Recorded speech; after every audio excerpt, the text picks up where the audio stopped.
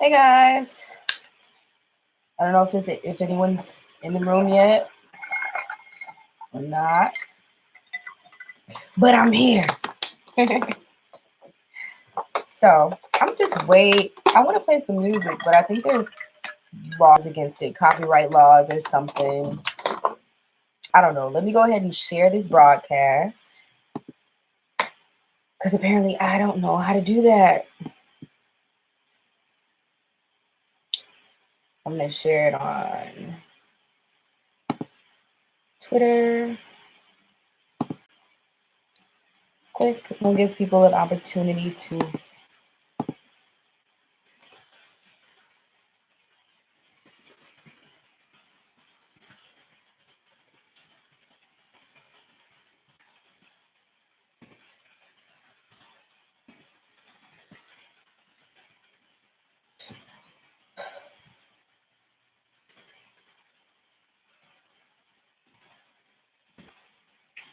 Okay, that was nasty. I be burping on live all the time. Like, y'all my family or something.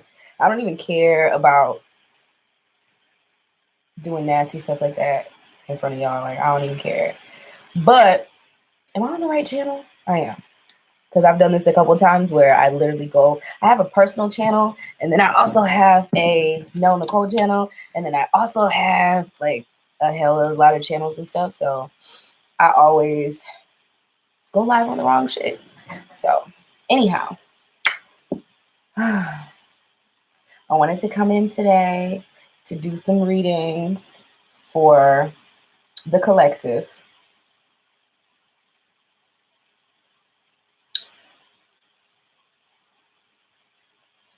I want to do, I think, a weekly reading today. Like just something to get us through the week. And if you're here, you must speak to me. Wait, how come I never? Oh, there it is. Wait, I want to type something because I'm corny. Hi, hey. So I can see you guys' chat now. I can see super chat and everything over to the side. When you come in, speak, say hi. What up? What up, Teak? Thank you, Teak. I appreciate the love, man. Is it Teak? Yeah, I'm reading that right. So yeah, I was just saying, I'm trying to give people a couple minutes to kind of come in. I said I was gonna be here at 9 o'clock prompt. I'm not usually all that prompt. So I'm gonna give people a couple minutes, but in the meantime, in between time, hi Betty. Hi guys. I would love to do just a reading to sort of get us through the interim, unless you guys are willing to purchase a reading. You can always do so by using Super Chat or PayPal. I could do like a reading for the collective for the week, something to get us from what's today's shit, Monday to Monday, and just call it that. So I think I'm actually going to get started on that. And so I'm going to use, which cards do I want to use? I'm going to use my traditional tarot cards along with The Universe Has Your Back. And I'm going to throw this on because I made this. Look at what I made, y'all. Y'all probably don't know I'm off into jewelry making and everything. Like, I should be popping way harder, but it's my fault because I don't show my face enough to y'all. Like, but yeah, I got So let me just digress for a second and tell y'all what all crystals I have, just because we're here together. This is my citrine, and I love citrine. It helps with boosting confidence. It connects to the solar plexus chakra. It really, really gets you in tune with your star player. It makes it so that you find, like, I'm not gonna say I'm like the not confident, it's not that, but I tend to be really shy. Like, that's probably one thing y'all don't know about me. And when I wear this, it just has all my whole entire aura on fleek, to the point where I'm not as detached and closed off as I normally am. It helps me really, really shine from the inside out. And it's beautiful, like so freaking pretty. And I just use copper wire and then this little rope, because it's like, guys like it, girls like it. It's not too dainty and it's not too masculine. It's sort of like really unisex. But I got a bunch of other stuff over there, rose quartz. What else do I have? A bunch of other stones and stuff like that. I'll make a live specifically to come on and talk about my crystals with y'all one day, just so that you all can kind of see what I have to offer. But like I said, weekly reading, tarot cards. I want to use the Universe Has Your Back deck. Look how pretty. These guys are freaking pretty, man. And then maybe I'll even use the Divine Feminine deck to see what the Divine Feminine has to say for us for this week, just to sort of like tap into the energies. I wish I had a Divine Masculine deck too, but I guess that might be asking for too much. That might be too much like right? Because there always has to be one or the other with us nowadays in this society. But anyway, anyhow, let's get started.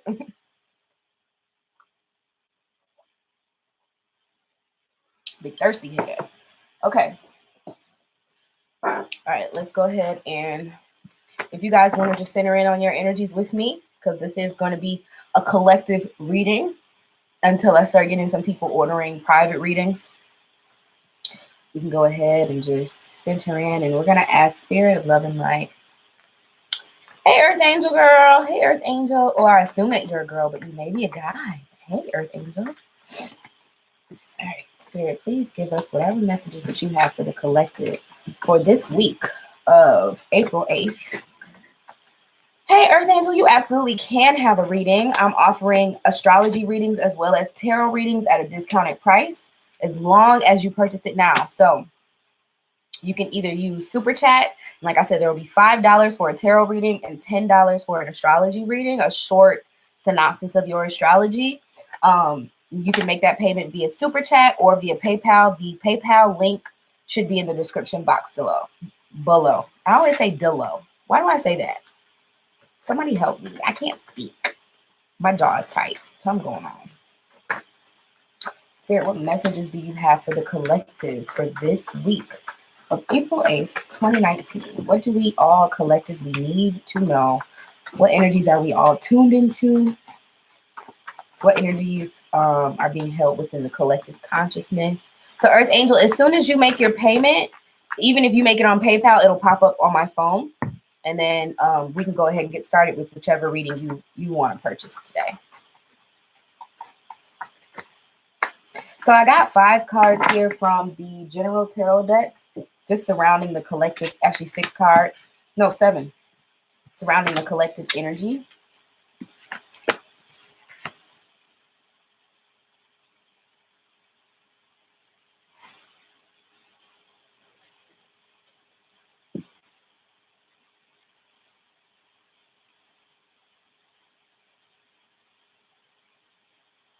I'm going to say that what I'm getting from these cards, because we have, the first card that I saw was a 2 of Pentacles.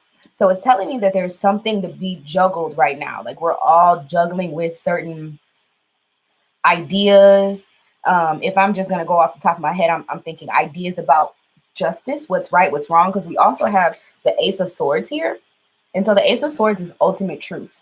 I feel like even now, like with cancel culture being a whole thing and just people, everybody having a platform via social media and all these different things, I feel like we're being asked some really, really tough, difficult questions that are indicative of us being in the age of Aquarius, like societal questions, big, huge, enormous ideologies are finally being brought down under the microscope and being tested. And so I feel like a lot of us are thinking like, where do we fit in with all of this practically?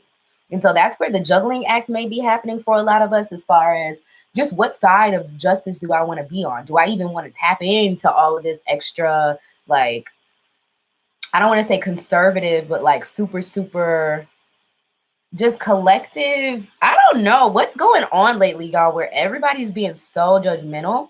Like, I feel like it's for the better, because whenever you correct something, right? So let's look at the whole of humanity, the whole of society.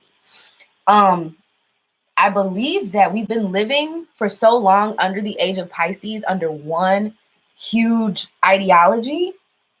And now people are finally even considering it okay to question that ideology. Do you remember a time in a day where things just were where they were, and if you questioned them, you'd be damned to hell by everybody and their mama? Like, I could not be doing these tarot cards the same way that I'm doing these tarot cards online for you guys 15 years ago.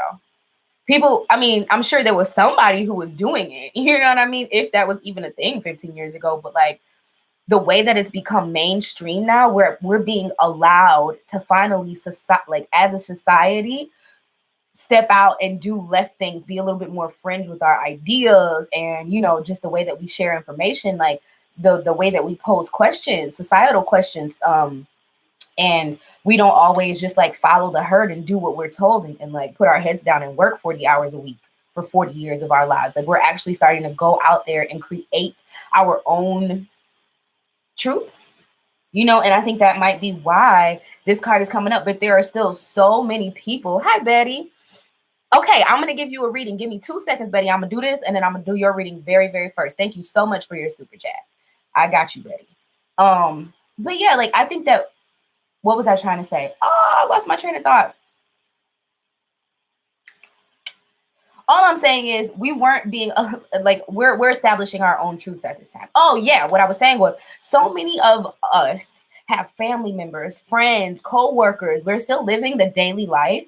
Like we're enlightened, or you might have begun your journey of awakening and you might be on that path, but then you're still having to go to your 9 to 5 every day, where people are still being super judgmental like the olden days. If you know what I'm trying to say, like, you got 1 foot in the future and 1 foot still stuck in the past, or stuck in this paradigm where people are clinging on to the past ideologies because they cannot survive the mere or the sheer thought of free thinking, like free thought. Like what's going to happen when everybody's no longer just moving around? Like, you know what I'm saying? Like so many people have created their foundations and their sense of security within that little bubble that was everything that we said was okay, and now there's so many possibilities outside of that little bubble. I think a lot of us are juggling with that. But again, this connects to the reading that I did last week, actually, because we also have the 10 of Pentacles. And I remember talking like specifically about the 10 of Pentacles being us trying to figure out what our legacies are going to be. And we were born at such a prevalent time in history. Like, when we're all dead and gone and our great-great-grandchildren are here and creating the textbooks and reading back and looking at the archives, our archives are going to be Twitter. Our archives are going to be freaking vlogs and blogs that people posted. Like there's going to be so much data and so much information to actually sift through that it's crazy. But like also ask yourself, what side of history am I going to be on? Like, and I think a lot of us are juggling with finding the inner strength card, the inner strength to go along with our intuitive knowing, because nobody knows. You could be slapped up or wiped clean up off this earth on tomorrow morning. You might not have another day here, so what did you do while you were here to, I guess, further the collective agenda towards enlightenment and awakening, and let me go ahead and pull a couple other cards for the collective. Spirit, what energies do you have for the collective consciousness for the week of April 8th, 2019? It says, I find a deeper meaning and personal growth amid the discomfort. I can't make this stuff up. I think that finding personal meaning, personal truth, which is where you're like, you need to stop juggling. The facts are what the facts are. People are either going to get right or get left. You know what I'm saying? And you don't always have to wear your heart on your sleeve as far as what you believe or try to shove your beliefs down other people's throats, but you move in your actions. So like, if another person is trying to bully you into believing what they believe, maybe that action might be telling them, hey, chill out. Because you know what I'm saying? Like, you know how some people try to bolo you in situations, like especially your family. They will try to make you conform to whatever ideology they believe in. And it's like, oh, well, come do this thing with me. And it's like, well, I don't necessarily believe in that thing you're doing, but I'm gonna go because we always go. And like, no, do what's in your heart, what resonates with you. Teach your kids how to actually use their intuitive guidance system. Don't just have them being conditioned coming up doing certain things because that's how our family has always done it. Like maybe that way is not necessarily the right way all the time. And a lot of people are going to be very confused because we also have the 7 of Cups, and it kind of came out outside of the reading. Very confused because they are not able to tap into their inner knowing. And you always have to be in touch with your star player. You will always have to be in touch with your inner knowing and the things that resonate on your heart. Because if you go like following behind another human being, is like the blind leading the blind. Now we can all help each other navigate, but like I said, following behind another person is not always going to get you where you need to be in your personal journey, because you were born for a reason. right? So I'm going to cut the collective reading short because that's something I just pulled out of my ass anyway. I just wanted to kind of do something that we can all kind of benefit from in the meantime while we were waiting on these personal readings to go ahead and start up. And so we have Miss Betty Wright. Miss Betty would like her reading. We're going to go ahead and begin with that. Now, Miss Betty, do you have, oh, you said you wanted a general tarot reading. So I'm going to utilize these cards. I love these cards so much. I'm going to give you a general reading with these cards and with the Trust Your Vibes deck, okay? Give me 2 seconds to clear my deck and shuffle them up real good. Betty, if you could just like close your eyes, you can focus on your breathing, meditate, really just center in on your energy. Excuse me, feel yourself, feel your life force, you know what I'm saying? And I'm going to try to connect to you as well. Spirit, please give me whatever messages that you have for Betty Wright. For Betty Wright. What messages do you have that's going to help her along the path of the highest good? Spirit, give me whatever messages that you have for Miss Betty Wright.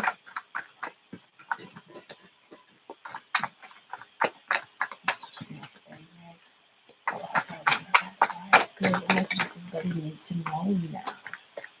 Please be very good with these messages, Spirit. The messages is what's Betty need to know now.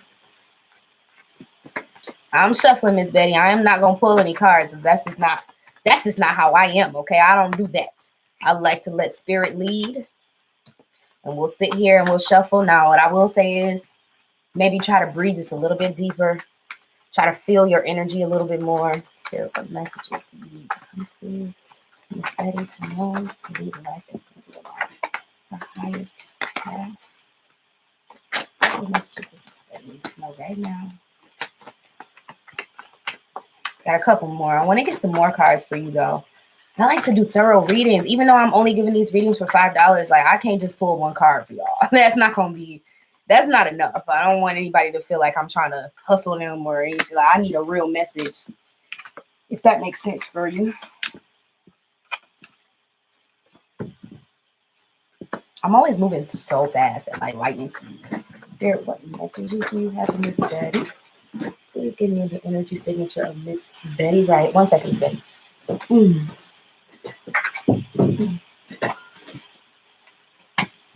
Okay. Hold up here. All right, Spirit, whatever messages you have left. Now, Betty, your first card that came out was the Chariot. Let me show it to you. The Chariot was your first card. So this is making me feel like you're really trying to go somewhere that you haven't been in life. You may even be dealing with some sort of situation in your life that is requiring you to balance out your energies, right? Because I also have Temperance right next to that. So what these two things are indicating to me, as you can see on this Chariot card, there's the two cats, the two Sphinx, right? And one is black and one is silver and one is copper, white and black, right? Duality.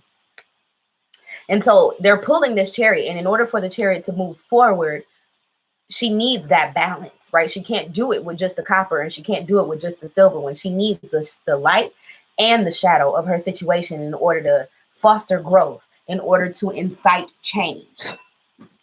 And then also with the Temperance card, it's the very same sort of energy where you have this woman here dressed as the fire, right? And she's wearing all red. So she's dressed as the fire, which is the alchemical, like, signature or whatever. Like, fire transforms things, right? And she also has what is this? She has the fire in that chalice, and it's turning into water down here. So she's representing temperance. She's representing like alchemy, like turning nothing into something. You know what I'm saying? Taking things from one alchemical state and doing the work within yourself to be able to have that effect on the physical in order to literally change it from one state of being to another state of being. And so that symbolizes to me great strength. Balance is hard. Have you ever tried to balance on one foot? You can't just do it because you will yourself to do it. You have to literally have the strength and fortitude and like leg muscles and calf muscles and glutes and all that shit in order to make that balance happen. And so what this is telling me, and also you have the 10 of Pentacles. So what this is telling me is that if you're not already focused on transforming your life, you've already done so. But there is definitely an area in which you want, like, the goal is for you to take something and literally turn it, like take nothing, like take coal and turn it into gold.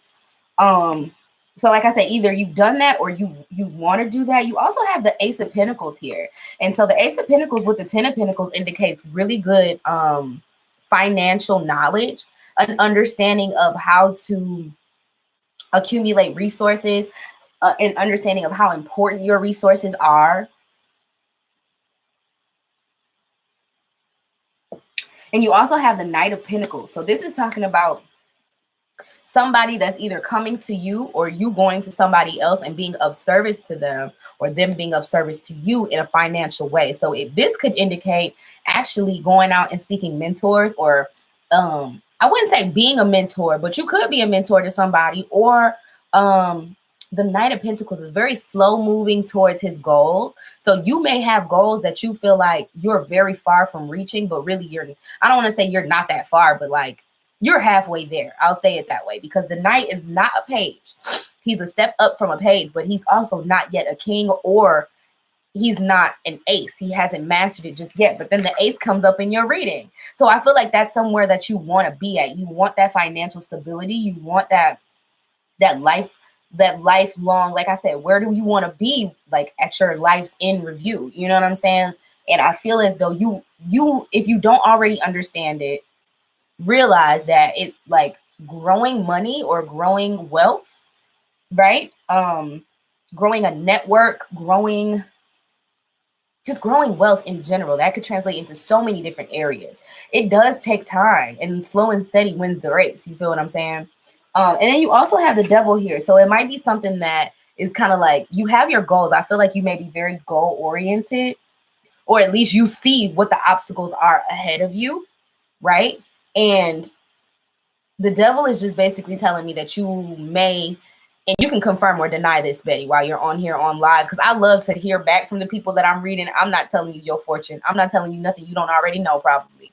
But I'm just reading the energies that are coming out when I speak your name. You know what I'm saying? So this is telling me that you may feel tethered to some sort of vice. So by vice, I mean something that, like a habit, something that you do that is keeping you from your greatest version. And so for some people, this could be smoking too much weed. For some people, this could be gambling. For some people, it could be a relationship. For some people, it could be, like, if you think of the deadly sins, like food, glutton, you know, some people it could be greed. Some people it could, like, it manifests in so many different ways, but it's something in your life that, you know, you might be good on all other fronts, but on this particular thing, you feel tethered to something in order to, like, usually this Devil energy makes it so that people feel like they can't live without that thing. So I don't know what that thing may be for you. I don't know if you actually have any obstacles that are in the way of you and your success, okay? Because, like I said, you got a lot of really good cards here, and I'm going to ask Spirit to clarify what they mean by this, because all I see is you taking nothing, turning it into something, baby, and you moving forward, and there's a little dirty work going on in the background, but I'm not even going to say, that the dirty work is really dirty, because you could honestly, like, some people, I'm going to just say this, because y'all know I'm the type of reader, hey, I'm crass. I say what I think. Okay. So you know what this made me think of, Miss Betty? You know what this making me think of? This is like, say for instance, you have a business and you're doing really good in your business. And then someone comes to you and they're like, hey, I see you over here making money. I could triple your profit. And you like, how can you triple my profit? Like, I'm good. I got a good thing going or whatever, but it's that greed, right? It's that you want more money. And so maybe they own a drug ring and they want to use your business to launder or something. You know what I mean? And that's where that Devil is coming in. It just feels really, really like it's adding to your situation almost. Because the way he just sitting there looking, and then the fact that the girl in the Temperance card is just fired up. Like she's taking this thing and making it bad, taking it from bad to make it good, make it mean something for her. And then I just asked for clarification, and I actually got the 8 of Pentacles. So this is telling me that you're hard at work. You know what you want to do. You're sitting up perfecting what you do. I don't know if you do. Hi, Kiana. I don't know if you do whatever you do alone, but you may feel like you built your fortress on your own, right? And it's telling me, I'm hearing in my head like you worked hard for it. Like whatever it is, you worked hard to balance that thing on out, to make it make something. That speaks to long nights at work, long nights being committed to your passion or your your money maker. Really, it ain't even got to be nothing that you are so passionate about, but it's being committed to your money maker. And you're saying it's your exact situation. Yeah. So like spirit usually don't lie. A lot of times I'll be reading, I don't know what the hell spirit trying to get me to get at. And sometimes I don't say everything that I'm thinking because I don't want to assume things about you guys' situations. But this reading just came out just so effortlessly. Like it came out, it just told me a perfect story. Excuse me. I'm always burping with y'all. Y'all still love me? I'm sorry. I'll be burping. That's rude. So yeah, Miss Betty, there's your situation. I don't know if there's any advice in here for you. Let me use the trust your deck vibes or trust your vibes deck because I'm gonna ask spirit, what is it that Miss Betty could do to better her situation? Or what messages do you guys want to give Miss Betty on her situation? Just give me whatever you have for Betty Wright.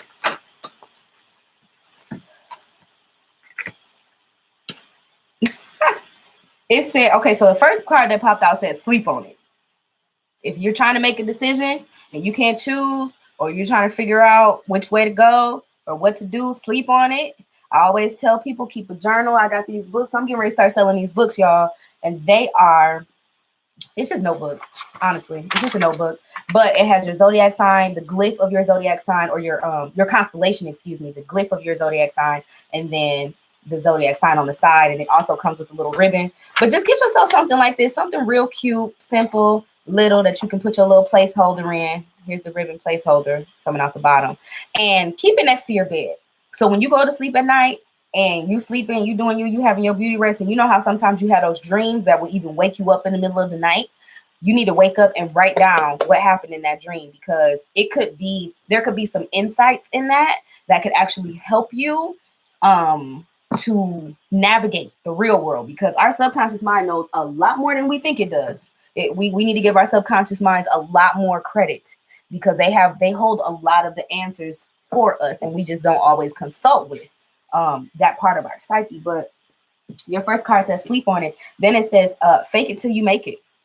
So this balancing act that you're doing, you might not feel like you completely are balanced. You might not feel like you are completely ready to be in that space in your life where you can feel like the 10 of Pentacles, where you're like, oh, my work here is done. My kid is going to be set. My kid's kid is going to be set. You might still be working on it, but shit, you got to act like you already there. Fake it till you make it, because baby, energy is real. You know what I'm saying? And you got to put out, hello, girl, don't be creeping up on me.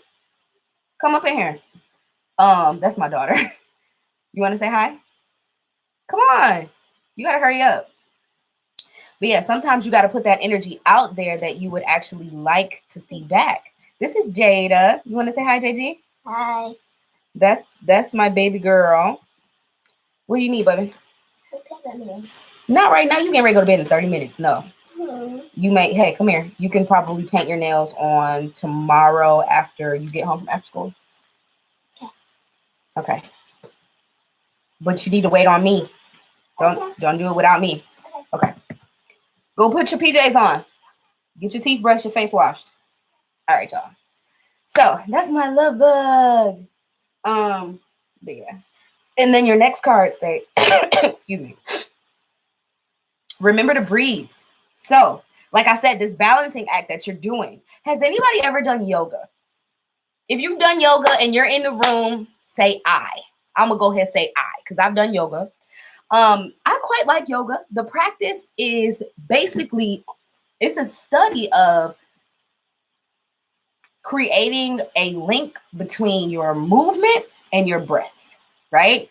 So it's breathing in with a movement and then releasing the breath with another movement. And it's this dance that you do, and it's all in tandem, right? And it's to help you actually focus on your energy. It's to help you move with intention, to move energy throughout your body, right? And so what I keep talking to you about, Betty, is balance. I keep saying that because I keep seeing that in these cards. And even with the Knight of Pentacles, he's so slow and steady because he's always trying to make sure that all of his steps are tempered.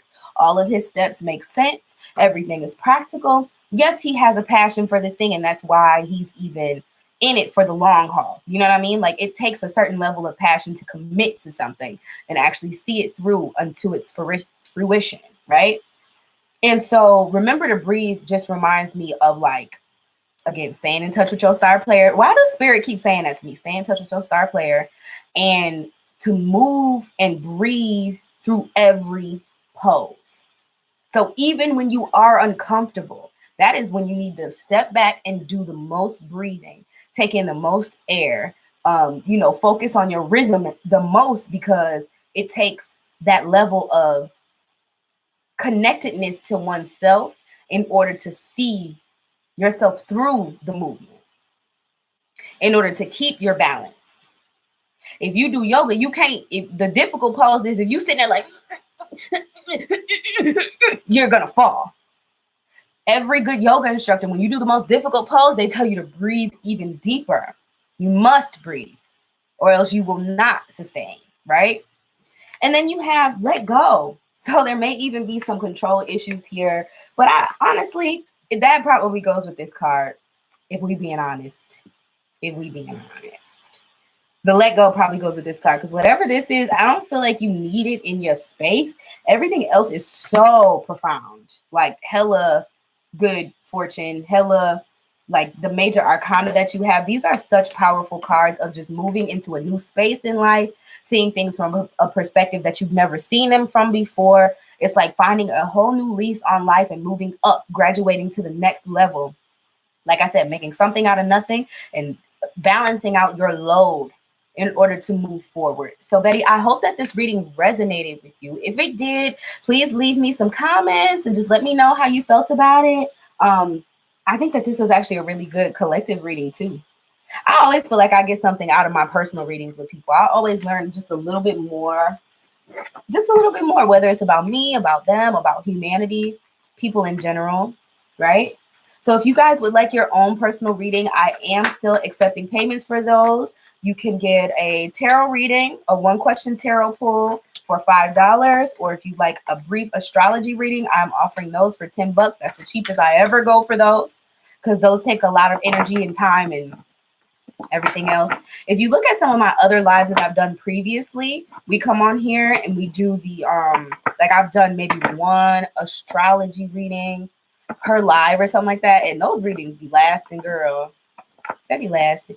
People want to hear about their astrology, and then other people hear about it, and then other people want their astrology read.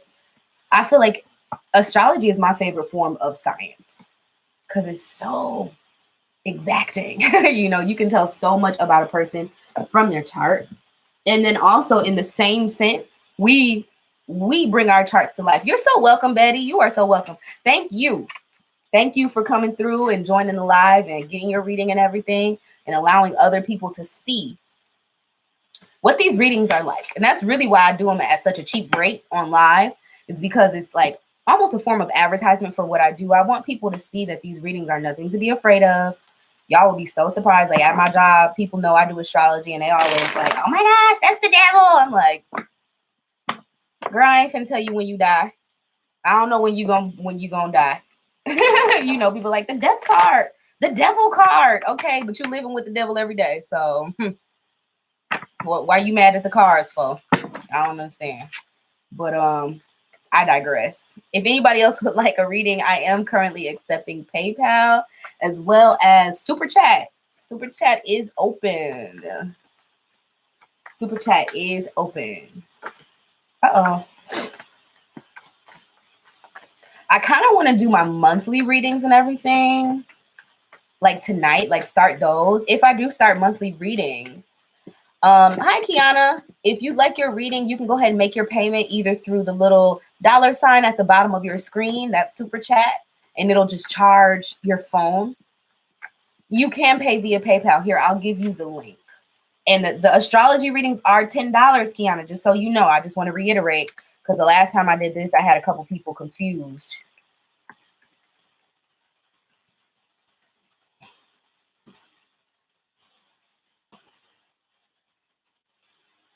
So if you copy and paste that link into your browser, it'll work. But yeah, what was I saying? Oh my gosh, I forgot completely what I was saying. I don't even remember. That's how fast my mind works, y'all. Oh, I was saying, when I do my monthly readings, what sign do y'all want to see first? Because it's only a couple people in here, so y'all got free reign to tell me what sign you want to see go first. When I start those monthlies, I'll probably end up doing the first one tonight. Sidereal, I don't necessarily study sidereal. You want Leo to go first, Betty? Okay, I got you, Betty. I got you. See, Betty answered. TT! That's my best friend, y'all. In the comments, that's my best friend. Okay, so I will do Leo first. I will do Leo. Tira, why you want to see Leo? Why do you want to see Leo, T? Because of that rising, baby. But yeah. What was I gonna say? I forgot. I'll be on these lives just here. I'll be just dangling with the spirit, doing what I do. You already know. Hey. You like my nails, girl? Look at my nails, girl. Yes, you see that pinky ring? You see that pinky glistening? But all right, so I'll do Leo first, and then I'm probably honestly gonna do Sagittarius and Pisces, because I don't know. I got a couple Leos on here on live today, but for the most part, then Sagittarius and then Pisces be coming through for you, girl. Okay? Them videos always slap.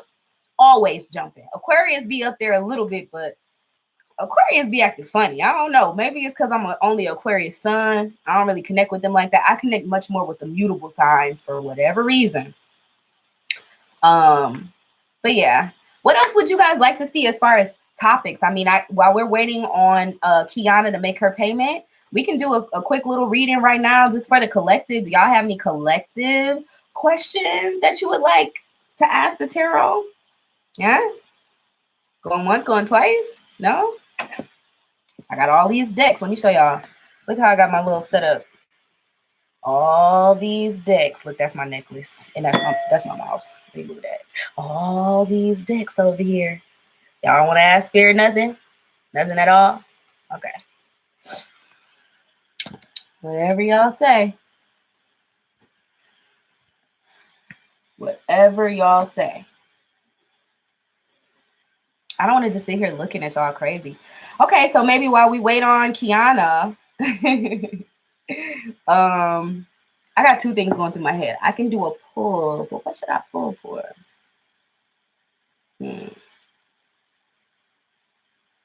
Let's pull for 2019 as a whole and see what reading or what cards we get. Let's pull for 2019. Hey, Spirit.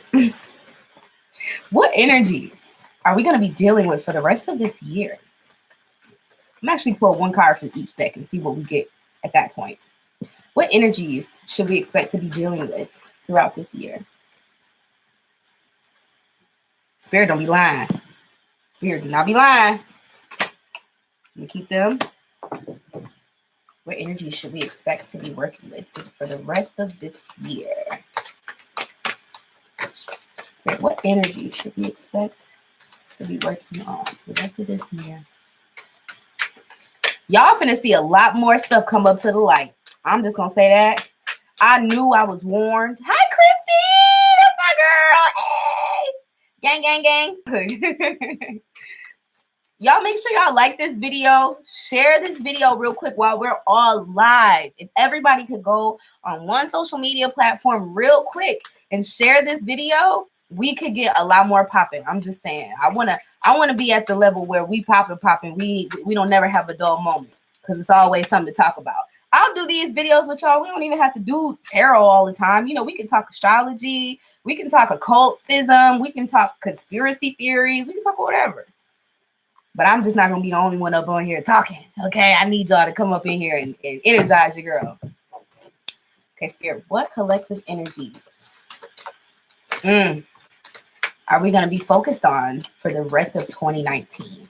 What collective energies are we going to be focused on for the rest of 2019? So right now, I've actually done one reading for Betty Wright. Everybody say, congratulations, Betty. You got your reading, girl. Yes, it was an amazing reading. And we also did a reading for the collective energy, which was really cute. Really, really, that's hot. It was really hot. And so now we're just going to do a reading real quick. I'm good, Christy. Congratulations, Betty. I love you. I'm good, girl. I'm out here just living my life like it's golden. I'm trying to be more prevalent online and just put myself out there a little bit more, be more accessible to you guys. So I'm so happy to see you in the room with us, as always. You are always such a light. So let's go ahead and see what all we got, because I'm pulling one of every deck.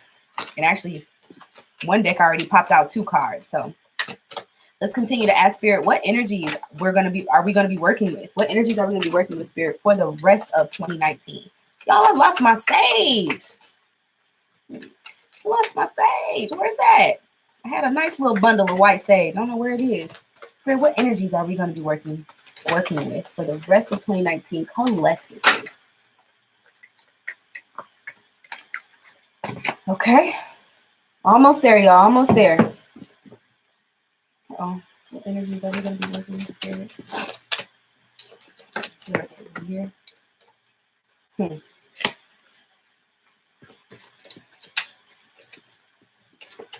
We got to get back to the art of things. We got to get back to not so much looking at everybody else as the threshold for stuff, but asking ourselves, what is the, if we're the Michelangelo, what is the David of our lives, right? What is going to be the thing that is our thing, that is like our gift from the divine? I'm going to just start talking about these cards, and then as I'm going off into my tangent, y'all know how I do. I'm going to pull some more because I'm not done yet. But, okay, so first card that came out blew my mind, okay, period, because it's the Justice card. Justice. Do you see how beautiful this card is? Like, do you see her? Honey is cloaked in the finest white. It's not even white, it's white, okay? And she is like, oh, I got the PayPal, Kiana. I got it, girl. Let me go ahead and check it, make sure. I'm going to do this reading real quick, Kiana, and then I'm going to move on into your astrology reading. So for your reading, I don't know if you know this. I should have said it beforehand, but I will need your, right, I got it. So I will, oh, you got a boutique? Okay, girl, I might need that link. I like boutiques. But yeah, I'm going to need your birth date, your exact birth time, and the location that you were born in. So like the city and state. If you can't get your birth time off your birth certificate, I will wait on you. Okay, I will wait for you to go retrieve that and get that exact birth time. And then we can move forward. Okay? All right, so like I was saying, this reading here, or this card here, the Justice card, I asked what energies should we look forward to for the rest of 2019? What energies are we going to be dealing with for the rest of the year? Now, everyone can attest to the whole Me Too movement. I keep mentioning that because it is starting a revolution. Okay, it's this new energy of you sent your birth time and stuff like that. I got the money. I just need your birth information so I can actually get you your chart. You see what I'm saying, Kiana? Maybe I wasn't clear enough. But I'm about to read you down, girl. You about to get the reading of your life. I'm not just doing a pull for you. I'm going to read your actual astrology. So if you could give me your birth date, your birth time, and your birth location, Hey, Pink. Yes, I'm doing astrology readings tonight. I'm only doing short ones. So whenever you send your reading, you'll get placed in line. Kiana is next. I'm just waiting on her to get me her exact information so I can pull her chart up, and I'm gonna get started with her. And then Pink, if you like yours, you can go ahead and pay for it. And as soon as I'm done with Kiana's, I'll move directly into yours. So I am accepting super chat payments, and I'm accepting PayPal payments. The PayPal link is in the chat. It's also in the description bar below. I know you here, Kiana. I got your money, Kiana. Let me talk slower. I got your money, girl. Let me check again. I need your birthday. PayPal can choke. Somebody else told me quit using PayPal. Yeah, Kiana, I need to know what day you were born, what time you were born, and what city and state you were born in.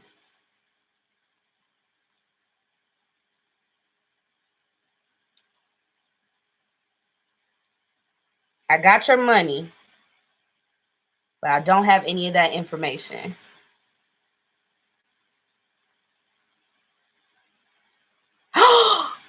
For real, Pink? You ain't touching it with a 50-foot pole? I don't blame you. Look, she just paid me $10 and I only got, let me tell y'all exactly how much money I got from her. PayPal only gave me $9.41. So they definitely making a killing. You're good, Kiana. I know sometimes these lives, things get lost in translation. I need your birth date, your birth time off your birth certificate, the exact time, and then the city and state that you were born in. And then what I'll do is I'm gonna pull your chart up on my phone. I'm gonna sit here and I'm gonna read you, and you're gonna confirm or deny when I do this. You're gonna be up on the chopping block. No, I'm playing. I'm just playing. But yeah, I'm gonna read you live. Yes, month, date, year, your time, and your location, girl. And I'm ready. I'm just doing a little reading real quick. Got you. Oh, you in the D? You down the street, mama? Okay. I definitely got to read you. Hold on. Let me go. Let me pull this up. Give me 2 seconds. I'm going to get back to this question that we asked before because this is some shit right here too, okay? Don't be nervous, girl. Don't be nervous. Listen, one thing I can say about astrology is it ain't gonna tell you nothing you don't already know about yourself. It just is the art of confirmation.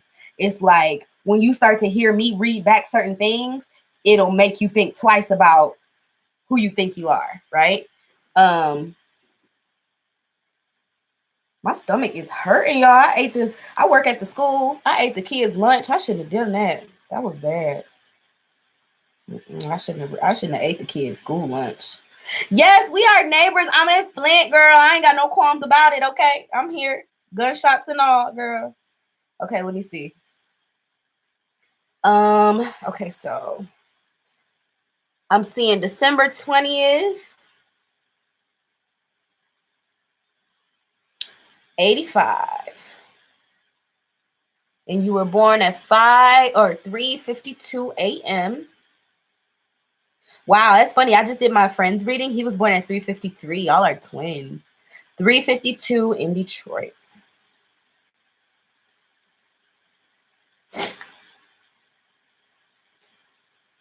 Now, what have you all know? I do not do these readings via any research. These are cold readings. I'm doing this from my intuitive knowledge and my intuitive knowledge alone, okay?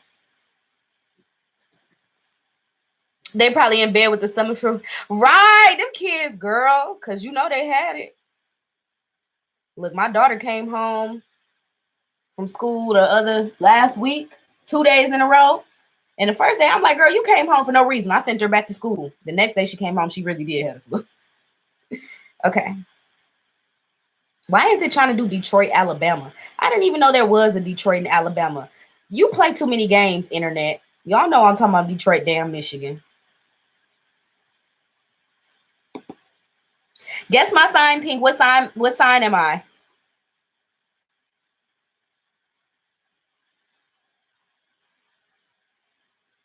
Why is it showing your chart like this? Let me see.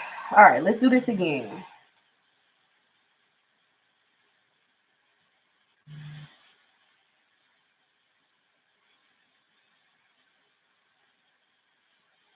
Give me a second. I'm putting your information in here.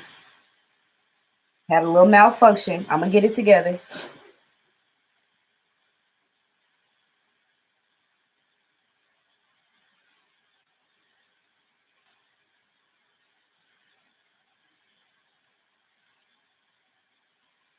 Thank you for y'all's patience, because this is a little tedious. I have to make sure I get all the information right. Did I get what, T?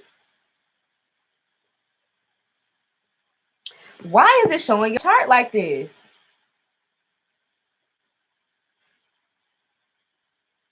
It just looks different.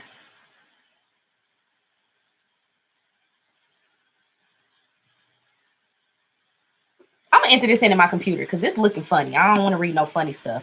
Okay, hold on. Give me 1 second, y'all. I'm so sorry. I ain't never had this issue before.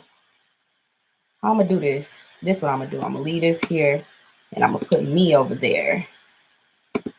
And let me get it popping, because it's not showing the houses like I like, and I need to be able to see what the hell going on. Whew. Okay, now you said I'm waiting on it to load up now.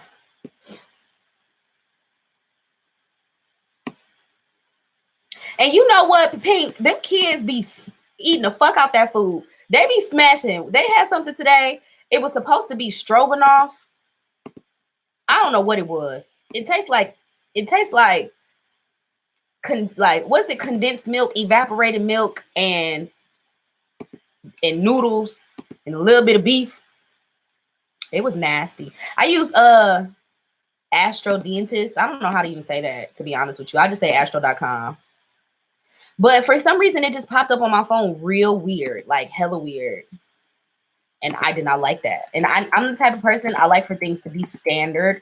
Like the fact that I read so many people's charts and I read it in a certain, like I read it using a certain format. I just need it to always be that format. Because if it's not, I'll be feeling like, am I doing this right? You know what I'm saying?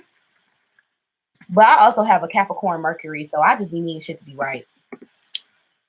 Or else I'm not fucking with it. Okay. December 20th, 85, 3:50. What time did you say, girl? 3:52. Yep, 3:52 a.m. in Detroit, Michigan. Let's continue on. Let's get this thing popping, Kiana. Okay, boo-boo. Okay, boo-boo. What the hell? Oh, my God. They playing with me. Oh, here it go. That's why. I'm like, That's my chart shit. I was finna read my damn chart. All right, here we go. I promise I'm not trying to play you, Kiana. Something going on with the interception. Okay, so here is your chart. So let me see what y'all talking about in the chat real quick. I'm a Gemini rising, Pink, so you got me a little bit. My mama is a Sagittarius. That might. Oh, you sent me some money through PayPal. Thank you, booby. Girl, what side are you using? You better not be using Cafe Astrology. I'm not using Cafe. I swear to God. I couldn't show y'all right here. Okay, so here we go. Your chart is telling me. Oh, I've been reading for Scorpio risings all day. Oh my gosh. All right, so basically there's 3 major things that make you who you are astrologically. Okay, so it's your energy signature, it's your personality, it's how you come off in the world, how you see yourself, and then it's like people that really know you see parts of yourself. Like, you ever had somebody say, I know you better than you know yourself? There's that fragment of your personality as well. So I use all 3 of those things to kind of give you a synopsis of who you are. I'm not supposed to be reading your full chart, but I don't know how to do a fake reading. So I'm just going to go real fast because it's a $10 reading and I'll take an hour. Like when you pay full price for a reading, they're 45 minutes to an hour and they almost always exceed an hour. So I'm going to go fast. Okay. So keep up, girl. You better press screen record now if you want to watch this later. Okay. So Scorpio rising. You do not want to be, you don't want people to know how you are, who you are, what you thinking, what you doing, where you been, when you're lying, when you're telling the truth. You might tell the truth to a motherfucker just because you know they think it's a lie. And you like, haha, yeah. You ever had a person that tells a joke and it'd be like, what did you just get done doing last night? Killing somebody. And then people laugh and it'd be like, no, but I really got a dead body in my motherfucking basement. But people think because you just said that extreme stuff, like you must be lying, but you tell the truth. Like you're just a master at throwing people off of your trail. Scorpio risings do not like to be seen. A lot of them actually tend to wear like all black a lot of the time because they want to absorb the light in the room. They want to be seen as mysterious. And it's like people think that when you wear black, you're not going to be seen as much. But really, black, like I said, absorbs the light. So it's almost like people's eyes are more attracted to you and they're wondering, why does this person have this air of mystery about them? And so it makes you even more attractive. Most Scorpio risings, like I know one girl, I knew her for years. She never spoke. Like she would say hi, but we'd be in a room together for hours and she would never speak just because she was like the boyfriend of my friend, or my friend was her boyfriend. And so she would be in the room just to make sure y'all ain't getting too close, are y'all? Like that type of thing. But she just wouldn't speak because she didn't feel the need to. And she's like, fuck you. I'm just observing you, girl. You don't need to know shit about me. I'm watching your ass. You know what I'm saying? So those types of people tend to be very, very observant. And even if they want to know something, like if you want to know some information about a new coworker or somebody new in your space or something like that, you will go and ask the hard questions and then not give your, like say you ask them, oh, well, what is your experience in this field of study? And they tell you, oh, I went to this school and I did so many years at this school and I had some internship here and I did that and I did that. You're like, oh, okay. And you just walk away. And they're like, hold on. What about you? You're like, oh, yeah, I've been doing this for forever. You just walk away. I don't owe you no damn explanation. I asked you about you. I'm not trying to give you all my tea, So, yeah, that energy as well. And you also have Pluto and Mars in your 12th house. So that lets me know that you do have this like deep-seated, I got yours, Pink. I'm going to be on you next, okay? And thank you for providing all of your information right up front. I'm going to start asking people to do that. And no, I never did notice that. I never noticed your comment, what you just said about night owls and stuff. I never did. But I was born in the middle of the damn day, so I'm both. That might explain a lot. I be up at night and in the morning, and then I go to sleep in the middle of the day. But yeah, so you have Pluto and Mars both in your 12th house. So what that's telling me is like, okay, so 12th house is your subconscious realm, and that's letting me know that you actually have a lot of activity going on in that subconscious. So connecting to things like music, your dreams, interpreting dreams, getting more in touch with your psychic insights, and connecting to the messaging, the symbolism around you. You might be the type of person that's like, God, send me a sign. And then you turn on the radio and a song pops up that's giving you the answer to what you just asked. And you like, wait a minute, do I believe this, or am I not supposed to take this as a sign right now, or what? But very intuitive, whether you want to admit it to yourself or not. And also you probably get the most work done when you're allowed time to be alone, or when you're allowed to be extremely vulnerable and extremely comfortable with another person. Otherwise, I see you being like very, very on guard. Like say if you do something, like you're a writer and you're writing a book and your boyfriend usually don't come home till a certain time. So you have like a little window of time where you can go home and be by yourself. You probably get most of your writing done within that window. Even if you are really comfortable with him, because for some reason, Mars in the 12th house, I have this placement. And so I've done a lot of research on it. And I know a couple other people with that placement where we can talk to other people about what we got going on all day, all night, right? But ain't shit gonna happen until we get alone. Nothing's gonna happen until we get our me time. What'd you say? Give me a sign if this is a sign. Right, yeah. And then you're like, was that the sign? And God is like, how can I make it more plain for you, girl? I just told you everything, but the messages might be coming to you so blatantly that you be like, that's too good to be true, But also, like I told Betty earlier, she got a tarot reading, which I only going for $5 right now. Okay, I gave her a tarot reading, and hers came up talking about sleep on it, those types of things. And I feel like with you, you would benefit as well from a dream journal, just keeping some paper close. I think everybody would, but some people really don't remember their dreams. This 12th house thing going on here is telling me that even if you don't remember your dreams, you need to be more vehement about, you know, those moments when you wake up in the middle of the night, you got to go pee and you remember a little sliver of your dream. Just write down whatever you can remember, because later down the line, you might be able to piece some stuff together, being that you have Pluto in that 12th house. That's telling me that there's some really, really potent psychic stuff going on in your subconscious realm. You're somewhat of like a subconscious warrior almost. You know, you may be able to control your outward self a little bit more by realizing what some of your weaknesses are, some of your vices, some of your hangups, even trauma. You could have like some traumas going on there that you're not necessarily acknowledging. I've been telling people all week, go get a past life regression, go get a childhood regression session done where you can go back and look at things that might have happened to you that you may have buried underneath the surface, that are holding you back from your power. Because wherever 12th house is typically where we can't access those energies. So Pluto being there, Pluto is the energy that helps you actually find your authority in life, right? Much like Saturn, but not really Saturn. It's more about control, sex, personal power, you know, those things. Saturn is a lot more about responsibility, accountability, maturity, growth. Whereas Pluto is more so like almost like something that gets passed down per your lineage. Like if you notice, a lot of times, like I'm gonna say it, okay, in my daddy's side of the family, we like to screw around and have a lot of sexual relations. I feel like that's something that got passed down to me through our lineage, because everybody on that side of the family has babies like rabbits. Like we all are just out here doing whatever, and we need to probably process.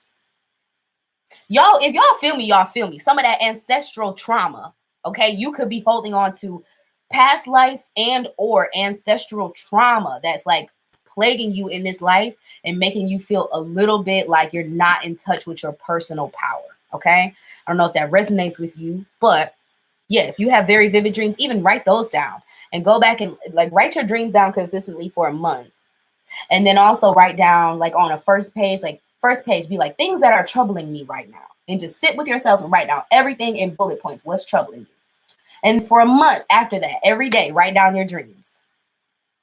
Don't even go back and look at them. Just write it down. You can write notes because you know what you mean. You can jot the shit down. It ain't got to be a full 4-page letter. You know, write a little note. I was in the swamp and the nigga tipped my boat over. Okay. Shit be happening in dreams. You don't know what's going on. Okay. Write it down and then go back after the month is up. I'm crazy. Go back after the month is up and look at it and see if you can find some of the answers to the questions that you had at the beginning of that joint by the end of it. Because man, you can make people always calling on me. My friends call me. My friends be hitting me up like, I'm sorry, I ain't trying to put her on blast. But yeah, like my friends hit me up like, interpret my dreams. Girl, you can interpret your own damn dreams. You the only one know what the symbolism means. It's your subconscious speaking to you, trying to get the message to you. We just don't pay enough attention. So let me continue on with your reading. That just kind of stuck out because that Mars and that Pluto are conjunct your ascendant. Mars is at 3 degrees. Pluto is at 6. And then your ascendant is at 7. So really, you got that tight conjunction between your Pluto and your ascendant. So personal power is something that's very important to you. And it kind of alarms me that it is in your 12th house, because I feel like anybody with a Scorpio ascendant is going to be directly connected to Pluto. Pluto rules Scorpio. So the fact that it is in your subconscious mind, you're holding a lot of personal power in a space where you have to go unlock it. That's all it is. You just got to go unlock your power, right? And then, okay, so your sun is actually in Sagittarius, where you got a lot of energy in Sag. And I actually had a really good friend, and she's still a good friend of mine, but she was more like a mentor back then. She had this same type of chart, and she was a bulldozer like that, baby. Okay, when she wanted something in life, she went to go get it. I could see that coming out in your chart as well. Sagittarius does not settle for less. It does not take no for an answer. It is the troubleshooter, not the troubleshooter, but not even the problem solver. It's just, you know, the actual like symbol for Sagittarius is the centaur, right? With the bow and arrow. So when Sagittarius wants something, it's almost like they just have this natural ability to get that kill shot. You know what I'm saying? They know how to aim for what they want. Solutions only. That's what I'm talking about. So listen, I'm a solution oriented type of motherfucker. Okay. I like getting things done. I like getting things accomplished. I don't want to have a problem sitting up looming over my head for however long. Like, we got to get to the bottom of that thing. And I can see that energy in you too. And also, there's a way around. Yep. Sagittarius is able to find loops like in the matrix in order to jump through and just like make leaps and bounds that other people are not able to make. Also, you got all this Sagittarius energy in your second house, girl. You lucky. You're just lucky. I don't know what your financial situation is right now, but what I can tell you, if you've ever been down, you always do know how to get back up. Okay. Amen. You have Mercury, Uranus, Venus, the sun, and Neptune all in your second house of finances, self-worth, value, self-esteem. And so you are not the type of person that likes to think lowly of yourself. And that's just period, point blank. Where's your moon? Oh, baby, and your moon is in Aries? Bro, can't nobody tell you shit. Kiana, can't nobody tell you nothing, bro. I ain't got to do you no reading. You are a bulldozer, bro. Like, you, when you want something in life, you go get it, and you must be first. And it must happen your way. I love Sagittarius men, but they some little assholes. There are some assholes. Yo, like, in real life, you don't need nobody to tell you nothing. Like, your Scorpio ascendant already makes it so that you have like a very keen eye for bullshit. You don't want people to know when you're lying, so you study psychology and shit like that, so you can try to tell other people's body language and other people's like energies and shit like that, so you can tell like that person looked over to the left before they answered me. That means they're lying. But you don't need another person clocking your tea like that. You communicate in a way that may be very, very blunt and straight to the point. And it's like, if it don't make dollars, it don't make sense. You see what I'm saying? Yeah. Like, and oh, where the hell I go? Oh, I just did something to my desktop. Yeah. And even you have a very rebellious nature because your Uranus is right there. Conjunct your Venus. Venus is ruled by Taurus and Libra, really. Or Venus rules Taurus and Libra, excuse me. Venus rules Taurus and Libra. And so it's in the Taurus house. So you have a natural affinity towards money. You always knew the value of a dollar. Nobody had to teach you the value of money. You know exactly what it means and what it's worth to you. And you have a way of going about getting it that other people might not understand, or other people might not like have. You almost, I want to say, have a knack for money. Your finances might fluctuate a little bit, but I don't really see that happening too much, honestly, because you value it so much. Like, you really, even if you go like, you know, people are like, oh, you need to go get a degree or learn a trade in order to make money. I'm not saying you don't have a degree, because Sagittarius is also the house of higher learning. So you might have been the type of person that went about getting a degree based on how much money you would make after having said piece of paper. Or you didn't go to school and you didn't do none of that, and you found your own way to make money. It might have something to do with the feminine. It might have something to do with using your feminine prowess to accumulate funds, because that Venus and that Uranus is too close to each other. Where you at? What you saying? I be want to know what y'all be talking about. Yeah, start a business. And it might behoove you to start a business that's like catering towards the feminine aspect of things, or even just like a self-care type of business or something like that, because you got that Venus here. So intrinsically, those Venusian qualities are going to be like a part of your business model almost. Women's boutique. Oh, girl, I did see that. Duh. I saw you had I need the link. I need to know when you start up, you need to hop on and tell me or email me or something. Be like, Nell, we open, because I love boutiques. And Fashion Nova is not the only place we can shop from nowadays. Like, I love private boutiques. I don't want to be wearing the same thing as everybody else all the time. Girl, I bought an outfit off of Fashion Nova. I done seen 3 people on Instagram with the same damn outfit before I even got the chance to wear mine good. You see what I'm saying? But yeah, the fact that Venus and Uranus are so close, I see it as being almost like a rebellious act, you going and doing this. You said you quit school, or you said you didn't finish. You didn't finish. Okay, and that's cool. Me neither, girl. Anybody worry about that. But, you know, always, you need to get some mentors. women, mentors who are women would be very beneficial to you, who can help you understand your industry and maybe save you 20 years on the journey. You're trying to learn some stuff that, you know, they could give you the answer to just right off the bat.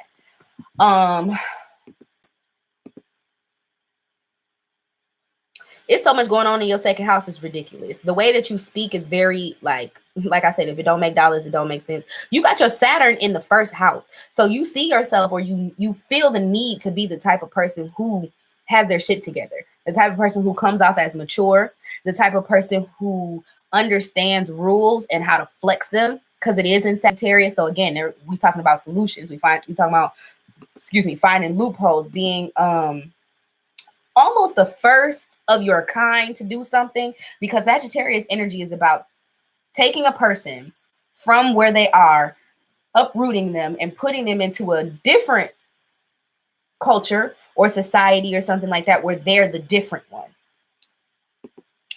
Yeah, so this is like you going into and settling into a space where you might not know any other entrepreneurs. You might not know any other people who, you know, are doing the work that you're doing. And so you might need to utilize the internet in order to help ground your business model, because you do want to be seen as responsible. Like you don't have time to be playing games with people. Hello, KYK. Okay. You know, but I'm great. Girl, I have to give you a real true reading, because this I'm just about to keep breezing. Okay. I'm gonna keep going because I done touched on all them planets now. You are one of those Neptune and Capricorn people. So yeah, and that's our generation. So we are all about realizing our dreams. We're all about stabilizing and realizing our dreams. Our dreams don't tend to be so far-fetched. Like some of these other generations, their dreams be like, oh, I would like to. I don't know what they be thinking. They just be thinking too far outside the box. Like we are dreamy. And it resonated with you too, Pink. I don't know, girl. I don't know how it resonated with you, girl. But yeah, we're not that dreamy. We're just like, we have practical goals. They might be big, like, bitch, I want to be Oprah. Okay, I would like a whole talk show. I'm Nell Nicole as well. I would like to be a superstar. I want to be Beyonce out around this bitch. You know what I'm saying? Like I practice every day because I want to be Beyonce in this bitch. But it's something that I brought down to my level. Like I made it make sense for me in my life. So whatever you choose to do, idealistically, don't ever sit up and tell yourself what you can't accomplish, because really all you have to do is break it down into practical daily steps and bang that thing out, and you're gonna get whatever you put your mind on. And that's facts. That's just what it is. Okay. You also have Jupiter sitting right on your IC. So that's the place in our chart where we realize our home life, right? So it's like the conditioning that you received as a child and how it stands to affect you as you grow older and as you mature. So Jupiter being there and it's in Aquarius, Jupiter is also the portal in our chart that tells us where we can get the best, or where we stand to gain the most. That's what I'm trying to say. So very fruitful home life. You're welcome, Kiana. Very fruitful home. Or are you talking to me, girl? I don't know. Very fruitful home life. I feel like when you create a space to call your home, you flourish in it. I don't know if that means you're going to get a mansion one day or some shit like that, but Jupiter is sitting dead on your IC. I would Google if I were you. I'm going to type it down here because I want you to tell me what it means. I ain't never seen that tight of a conjunction between Jupiter and the IC.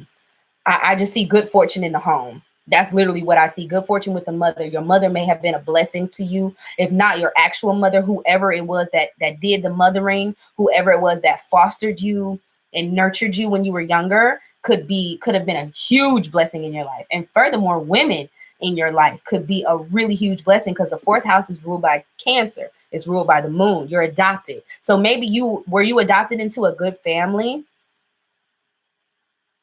Or maybe because of the adoption, you turn around and you want to be the best mother you can be. Or maybe that adoption happening in your life was something that could have been the best thing for you. I don't want to speak too much because I know that can be a touchy subject and everything like that. Hey, Dad. But I just feel like Google, I'm about to type it down here, better than it would have been. Yeah, so Google Jupiter.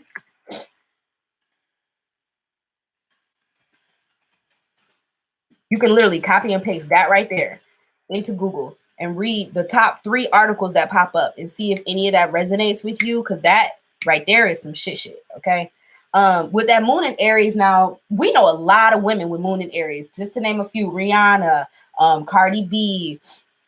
Who else is a woman? I think Shaka Khan. I think a lot of these women are trailblazers in their own right. And so for you having that, especially in the 5th house, you definitely like to have fun. Like, you spearhead the operation. I would say, yeah, Cardi B is definitely an Aries moon. Y'all see how she trailblazes? Like, she came in, didn't do nothing. I'm not trying to hate on Cardi. I love Cardi, like, love her. But she didn't do nothing spectacular, you know, but something about her chemistry, her-ness, it just got her, it shot her to heights unseen, and it made it so that she was able to break certain records that I'm sure Jocelyn Hernandez would have loved to been the one to break. You see what I'm saying? But Jocelyn just didn't have the juice. Cardi got the juice. You know what I'm saying? It's her. But yeah, you got that same energy, that same juiciness. Like, one of my best friends has this energy, and she is just everywhere she goes. Whitney Houston, yes, Whitney was a Leo sun, Aries moon baby, and she was known as the voice. Okay, act like it wasn't 1,000 other singers in the business when Whitney was popping. But at that time, I don't give a fuck about Celine Dion. I don't give a fuck about Mariah Carey. I don't give a fuck about none of these women. She is the voice. You feel what I'm saying? Celine Dion, yep, I think she is she an Aries sun, Celine Dion? I'm not sure. But yeah, like, Whitney was known as that one. So you got that same energy in you, like this fiery, not taking no for an answer. When you want something, you go for it. Now, one thing I will say to watch out for is y'all tend to be very, very, very fiery. If you notice, the fire strikes hot and then it gets cold. So with Cardi, when something is on her mind, where's she at? Right on damn Instagram, popping up. And let me tell you motherfuckers another thing. You know what I'm saying? She be on there like going in. And then after that, you don't hear nothing else because she's got it out of her system. Same thing with Rihanna. Y'all seen that picture of her cussing her boyfriend out? She was on that nigga head like, and let me tell you what, you know, I'm motherfucking Rihanna this bitch. Then in the next clip, you see them down there tonguing each other down. Like, it just is what it is. Sometimes y'all get hyphy because y'all like that energy. Sometimes y'all just get buck with a motherfucker to see who gonna calm your ass down, okay? You talking about that makeup artist that Cardi was beefing with, girl? I don't know. Something about that seemed hyped up to me. Something about it didn't seem quite all the way there. Because I'm a mean bitch. And let me tell you, some motherfuckers try to play coy. I'm not that way. Like, it is what it is. Yeah, I seen that story time and I'm like, girl, okay, yeah, of course you're gonna say she was a huge bitch to you. Yeah, Cardi did see it, and Cardi was like, like, who, girl, come do your job. You get paid, do your job, shut the fuck up. Like, take that little pettiness somewhere else, right? But anyway, I digress. So Kiana, yeah, last thing that I want to touch on, I always read this for people because my purpose for doing astrology is not to sit up and like be able to say, oh, I know more about astrology than you, or like talk facts with y'all. To be honest, my main thing is I want to help people become their best versions of themselves, because that's literally why I was so into astrology when I, at 10 years old, you know what I'm saying, started reading it, because I'm like, it's something to this art, right? And even helping my friends and reading their charts and stuff like that. I'm just always drawn to the areas where we can find room to improve in our charts. So in order to find that, I always look at, it's actually a satellite that goes around the moon, and there's 2 of them, and they're 180 degrees. They're in opposition to each other all the time. And they're called the nodes of the moon. And so there's what we call the north node, and there's what we call the south node. Now, the south node indicates things that you may have come into this life already having mastered. So it talks about past life things. It talks about karma. It talks about things that we were just born into knowing, right? So your south node is actually at 8 degrees Scorpio, right? So you already understand how to tap into your power. Now, in this life, you may need to go back into some of those lessons and tap into it again, because like I said, you got that Pluto working for you in your house of the subconscious, which really just means it's a part of you. You might not be able to call on it and access it like you want to, but it comes out of you when it needs to come out of you, because it is a part of how your brain and how your neural pathways are wired. Now, what I will say is having a South Node in Scorpio might make you a bit skeptical. It might make you very, very perverse. It might make it so that you're not as trusting of others. You feel like people are trying to take from you. You feel like people are, hey, Sherry, I'm going to do yours after I get done with Pink. So it's going to go, I'm going to finish Kiana's reading, then I'm going to do Pink's reading, then I'm going to come back and do Sherry's reading. Sherry really came through, okay? So, oh, y'all, I thought somebody was calling my name. That's the damn motorcycles outside. But yeah, so so you may be skeptical as fuck of people or feeling like you just always have to watch your back. You might not feel like you can trust humanity as a whole, just humankind as a whole. You feel what I'm saying? But you really got to get more in touch with your practical side. Like make things make sense. You know what I'm saying? I'm not saying don't use your intuition at all, but what I'm saying is because it's in the 7th house. So fostering relationships with people, long-lasting relationships with people that you can trust will change your life. It will change your entire life. I'm reading a message. I'm sorry. I'm not crazy. I'm not laughing for no reason. Okay. But yeah, so like the North Node in the 7th house, that's telling me that you are not necessarily the greatest with relationships. Okay, I won't keep going. If you got it, I won't keep going because I'll be going deep. But yeah, I'm going to leave this for you too. Google this. And then also Google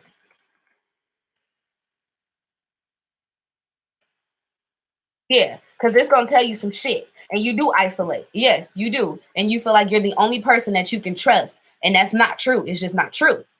Being that you have that moon in Aries, it's really hard for moon and Aries women to accept partnership. Really hard for the look at Rihanna. People are always like, when are you going to have babies? When are you going to settle down? She like, my last thing I'm worried about in this life is a man. Like, niggas are dusty. You know what I mean? Like, she's just not worried about it. So you're that way too, almost to a certain extent, where you can get that way. I'll say it like that. You can get that way where it's just like, I just want to have fun, especially because your moon is in the 5th house. That's the house of fun. It's the house of children. You might care. You might be the woman that's like, I'll go to the sperm bank when I'm ready to have babies. Fuck a nigga. I'm sorry if you're not black, and I keep saying that word, but you don't need no man around, or that's how you feel. Like, you don't need no man around. What? They muddle up the energy. You can have fun with kids, or you might not want kids at all. You might be that auntie that just go pick up the kids in the summertime, have them for a little while, give them back to their mama. Yeah, so you got one, no more. It's like, okay, I'm good. I'm good. I'm straight. I got mine. I'm going to take care of mine. I'm straight. You know what I mean? And like, I'm not saying you can't have a functioning relationship, but what I will say is the trust level needs to be, you gotta open yourself up and trust somebody, because really what you're saying to the universe when you don't trust other people is that you don't trust yourself. And you're not gonna grow like that, not trusting yourself and not feeling like humanity is worthy of getting close to you, right? So I think I said enough. Thank you so much for purchasing your mini reading with me. I have to work a little bit harder at making the mini readings because I think I done talked for about 30 minutes just on this one chart. So thank you. I've been getting compliments. I think I know what colors look good on me, and I just rotate the same 5 colors in nails, if y'all notice that. But thank you for the compliment. You're so welcome, Kiana. If you have a review, if you would like to write a review for me, just based on our small, short interaction, I would love that. You can put it in the description below. Leave me a couple sentences if you feel compelled. And I'll use that on my website and stuff like that. Because I need people to know I do shoot electricity. Pow, pow. I'm just playing. But yeah, thank you, Christy. Thank you. I love this shit. Like, I don't be on here doing all of this, like, trying to just always be in y'all's face, because it's not because of any of the outside recognition. Like, I love astrology. So thank you for letting me read your chart. Let me go back. I'm gonna add, let me see. I'm getting ready to add Pink.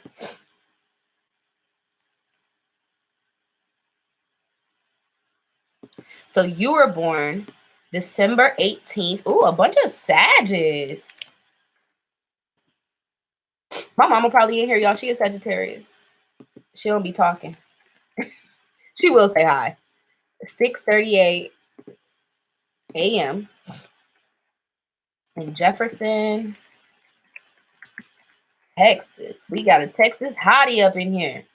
Oh, I forgot to put your name and it won't let me process. Oh, why was I about to drink this candle? Y'all not gonna have me on this live burning my lips now. Okay.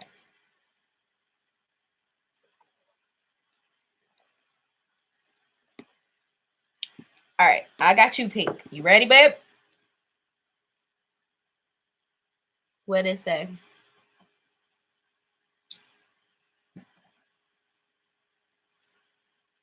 Okay, come through. We here. Y'all, all y'all gotta do is just do a lot of research and have a lot of free time.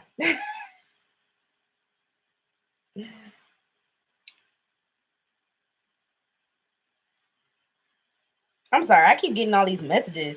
It seems like when you ain't doing nothing, don't nobody hit you up, and then as soon as you get busy, everybody want to say something to you.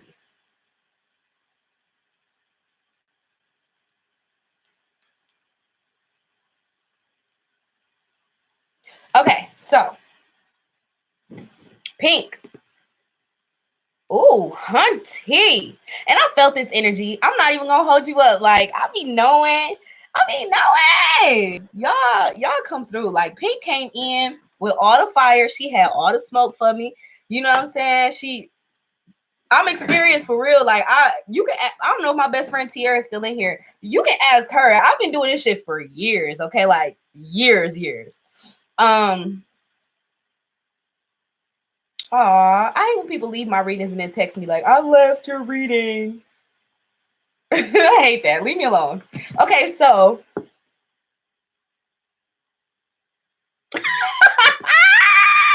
you be getting crushes on fictional characters? Hell no, bro. Okay. Pause. Let me look at your chart good. Hold on. Let me look at it real quick. I keep being drawn to this Aquarius moon. You got your North Node in the 7th house as well. Pluto in the 12th as well. That's why you felt hurt. Some of her stuff. Some of Kiana's stuff did relate to you. But okay, first things first, I eat your brain. Then I'm gonna start rocking gold teeth and fang. Okay, no, but first things first, for real, you got that 17 degrees Sagittarius ascendant, and your sun is in Sagittarius. So not only do you come off as a Sagittarius, you actually see yourself as a Sagittarius. So you reinforce that. So you are extra Sagittarius. It's like you see what you get, or you get what you see when it comes to you. You say exactly what's on your mind. You're not going to hold back for anybody. And you are a Sag Venus as well. And I was getting ready to say, whenever we have Venus in the first house, we got somebody that's attractive. Okay. I'm just saying, like, I don't know what you look like, Pink. I can see this avatar kind of, but that don't look like you. It look like a person on reality TV. I don't know if it's you, but we got somebody that's aesthetically pleasing in some way, shape, or form. I keep burping. I'm sorry, y'all. It's Trisha. See, I don't know who the hell Trisha is, but I can guarantee you cute. Okay. I don't care whose picture you use. You're cute. Whether you think you're cute or not, you're cute. Okay. You got something about you, a je ne sais quoi. Okay. Because you got your Venus is literally conjunct your ascendant by 3 degrees, right? And then you got Pluto there too. So absolutely divine feminine energy. You might benefit a lot from reading stuff like the Art of Seduction, or just different books like that, because you can actually harness your feminine prowess and feminine energy and go out there and shoot at what you want and go get it. Like, you're that magnetic. You know what I'm saying? Sagittarius are already very lucky people. So what is that song, Seven Rings? I see it. I like it. I want it. I got it. That's your energy almost. I'm feeling that song. I'm feeling all of that. And I got that bitch ass confidence. Yes. Okay. So yes, you got that confidence. So don't nobody give a fuck. Fuck them. Whatever. That's really what it boils down to, is that knowing who you are. You know what I'm saying? And other people might not necessarily always connect with that, but they feel it. And so it's going to be intimidating to them. You know what I mean? And you have that sun in Sagittarius. So, of course, you're hella exuberant. You see yourself as a light. You see yourself as the type of person that's just so like the life of the freaking party. Now, where shit starts getting a little bit fringe, and I keep using that word too, but you know, you have an Aquarius moon. Aquarius moon people are never typical.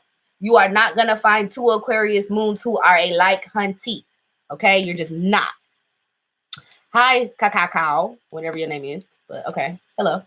I'm sorry if that was rude, but okay. And you also have Neptune there. So there is a connection to the fantasy world or just feeling as though you live on an island. You said what earlier?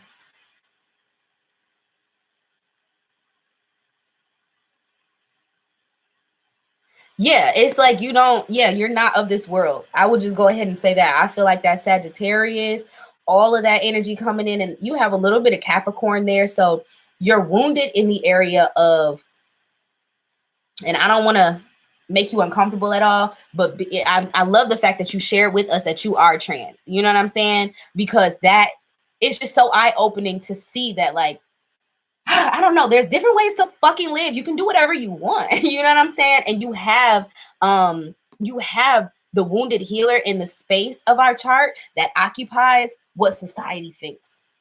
And so you might rebel against society just simply because you're not willing to fit in with us because it's just not your energy signature. It's not nowhere in your chart that says that you give a fuck about that. Now, what you do have is a Mercury in Capricorn. Your Mercury is in Capricorn. And so the way that you communicate tends to be very direct, right? And it's very, very like get to the meat of what you're saying. And some people could see you as crass or crude, having little couth, you know what I mean? But that's okay because you just might not be everybody's flavor.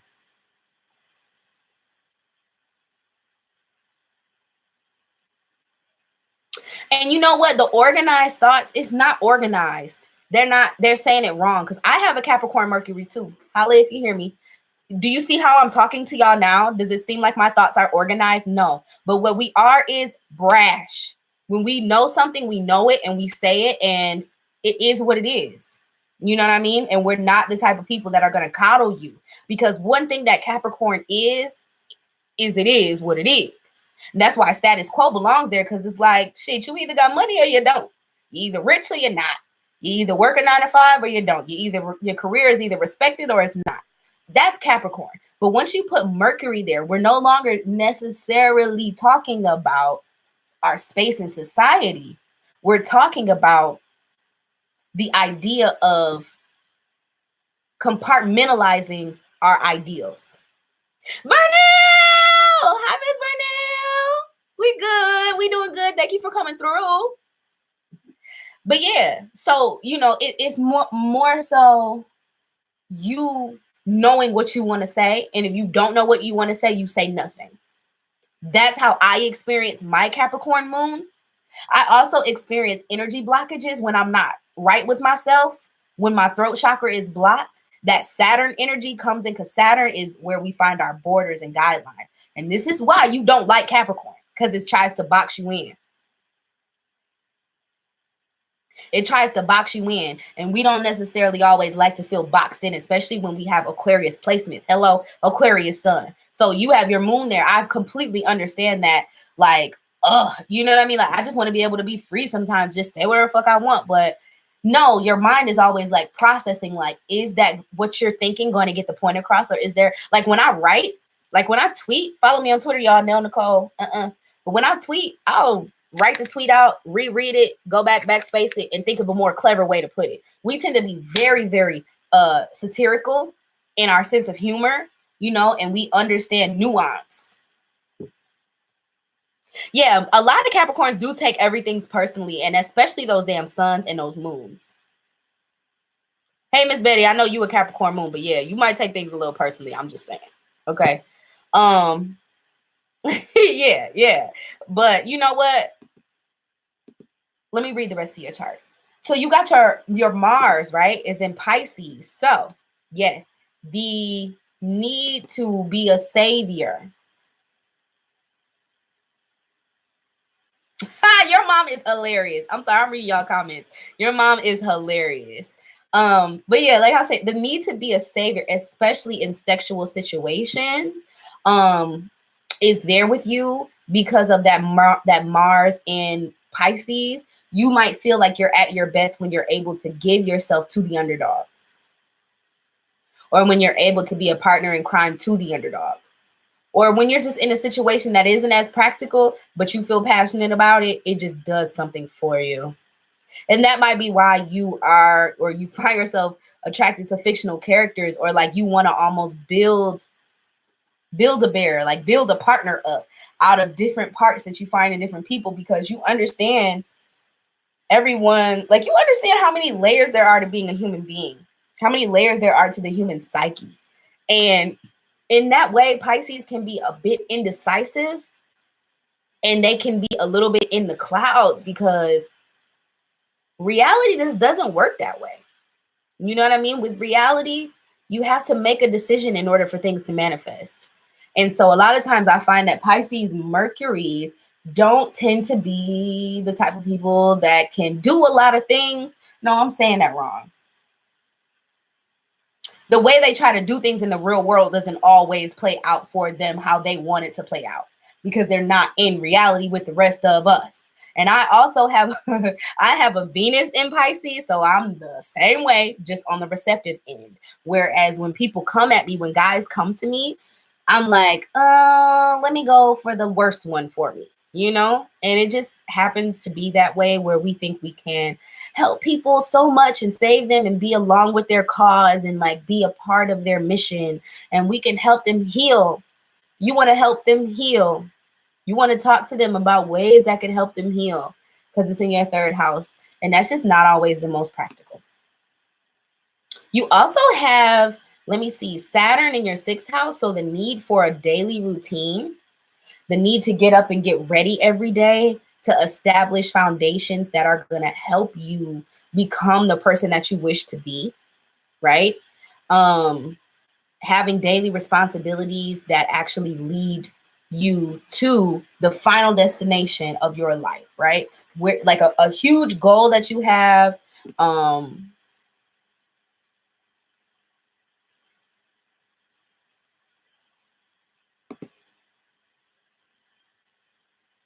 Yeah, saving, yeah, that Pisces part, yeah, that Pisces joint, yeah. Yeah, that's your Aquarius moon that wants to be different in everything. And then the supportive role is just like is going right along with that, because Aquarius is also where we find our sense of rebellion. So it's like I could tell an Aquarius, like my mom, when I was younger, I used to hate this. I get up, want to do something nice for the house. I see nobody else washing dishes, and there's a sink full of dishes. I'm gonna go in there and start the water. She hear me running the water. She see me putting the soap in there, getting the dishcloth and everything. Make sure you wash them dishes.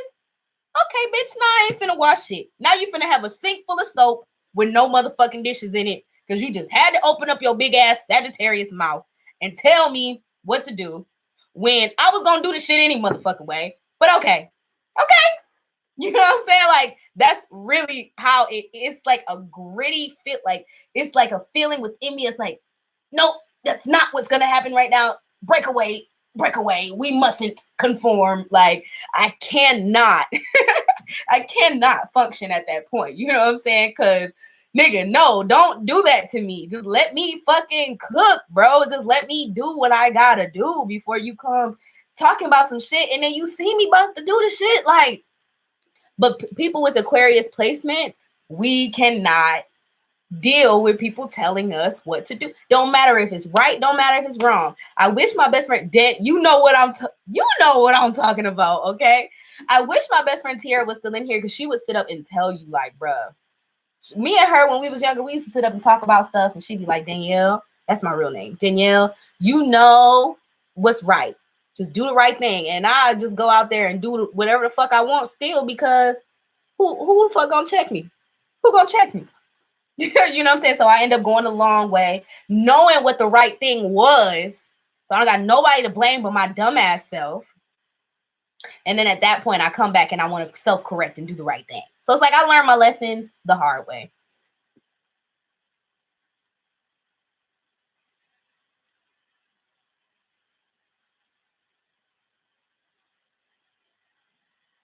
That 20% you die when you have to admit that your mother was right.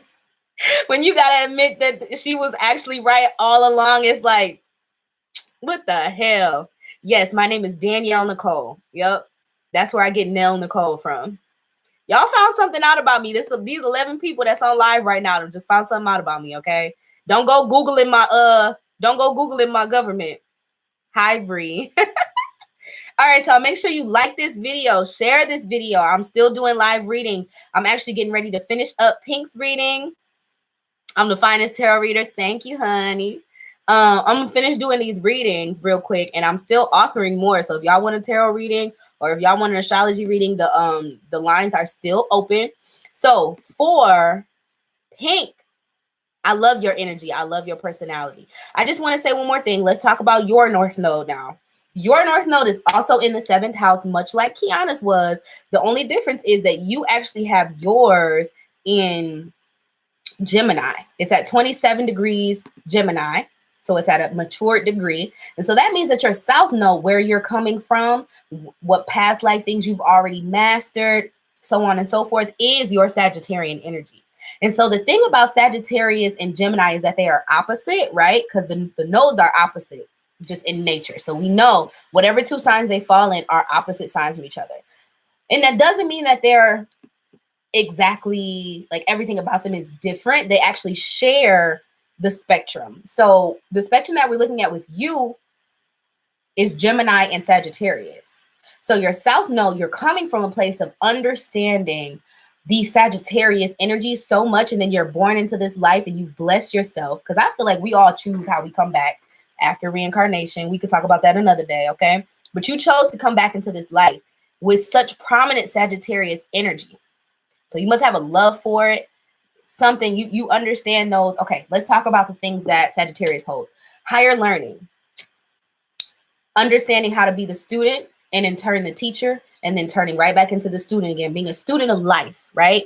Going to university, even continued study throughout your life, understanding the differences of cultures. Think of Anthony Bourdain. I don't know what his astrological sign was, but if I had to guess, I'd say he was a Sag, because he was so compassionate about just like going to all these different countries and living as the locals did.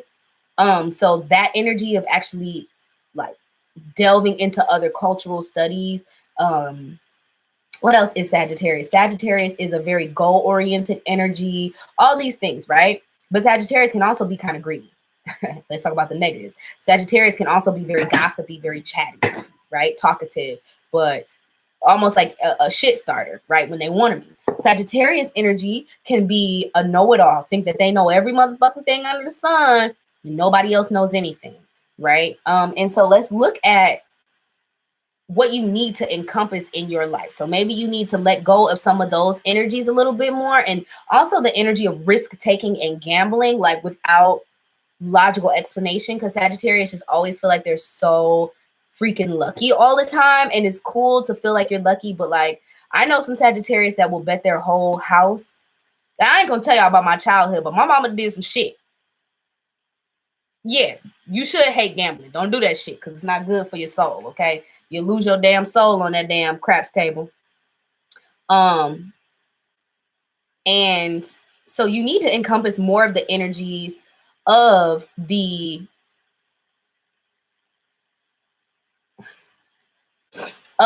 Gemini. Gemini, that's your sister's name? What's your sister's name? I'm confused. Okay, I'm sorry. But yeah, the Gemini is the type that instead of thinking that they have all the answers and they know everything like Sagittarius, like there is one way to skin a cat, right?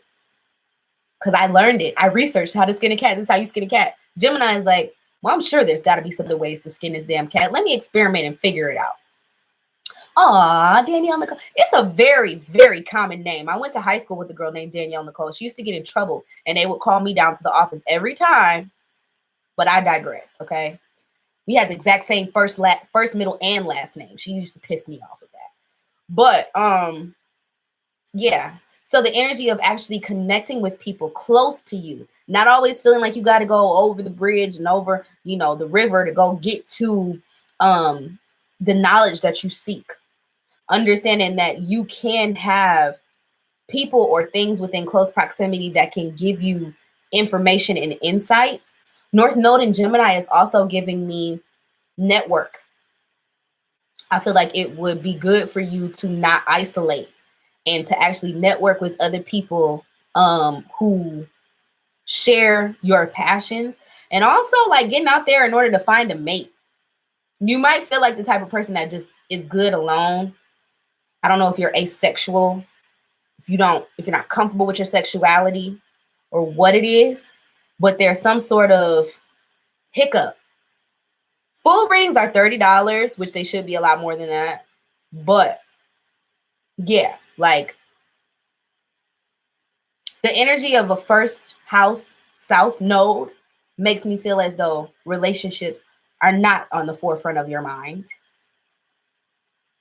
And I'm not saying that they should be like sexual all the time, but partnerships, business partnerships. Hey Bree, I'm sorry if I wasn't clear. The astrology readings are $10. If you don't want to pay $10, I will read your sun, moon, and rising for you. But if you want all this other extra juicy information real quick, you can go ahead and pay an extra $5 and I'll do your reading as well. But yeah, so you can even Google North Node in Gemini, right? So I'll put this down here for you, Pink.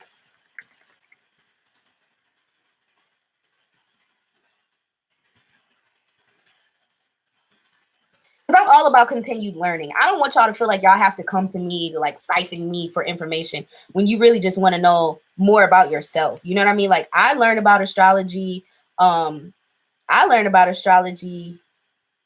Wow, both my friends just text me at the same time and asked me the same question. That's fucking weird. And they don't know each other at all. But yeah, like I know about it because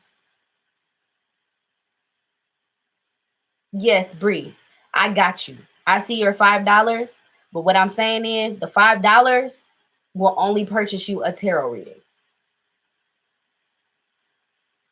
If you want a full astrology, like a mini reading like I'm doing now, you'll have to give me another $5.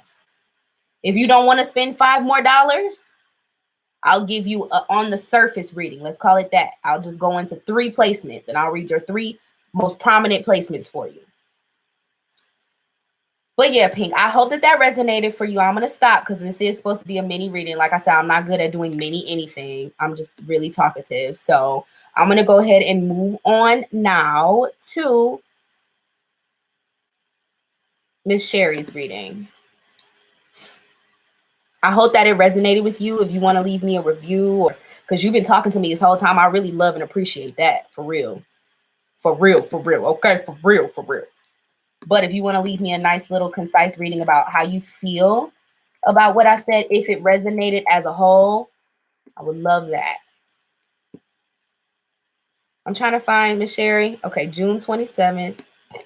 Oh, excuse me.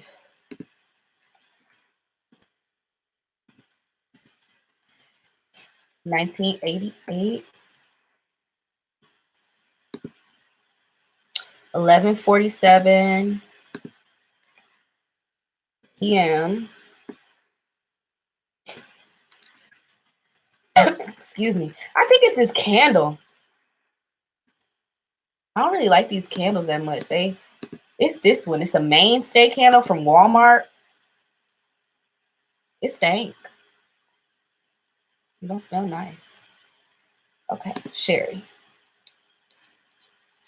Miss Sherry, do you hear me? Do you hear me? Oh, look at you, Pink, paying it forward. You that's what Sagittarius is all about. I forgot to leave out like the charitable aspect of things. Y'all look out for people for real. That is nuts. I'm sure that Bree will appreciate that, because that right there was just that was so nice of you, honestly. I'm going to go share the reading one more time on Twitter, y'all. Follow me on Twitter if you're not already. Miss Sherry, I got your chart pulled up. Just let me share this real quick, and then I'm going to go ahead and get started. I like to take a break in between charts. I have to rest my eyeballs. I have to give your chart a new set of fresh eyes.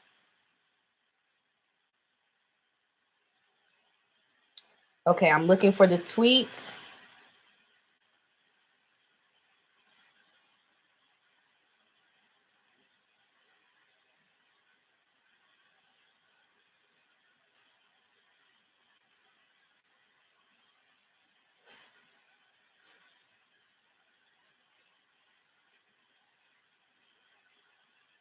And if y'all are following me on Twitter, hit me up and let me know because I want to follow back. Okay. Yeah, pink is a blessing. I'm reading y'all's comments.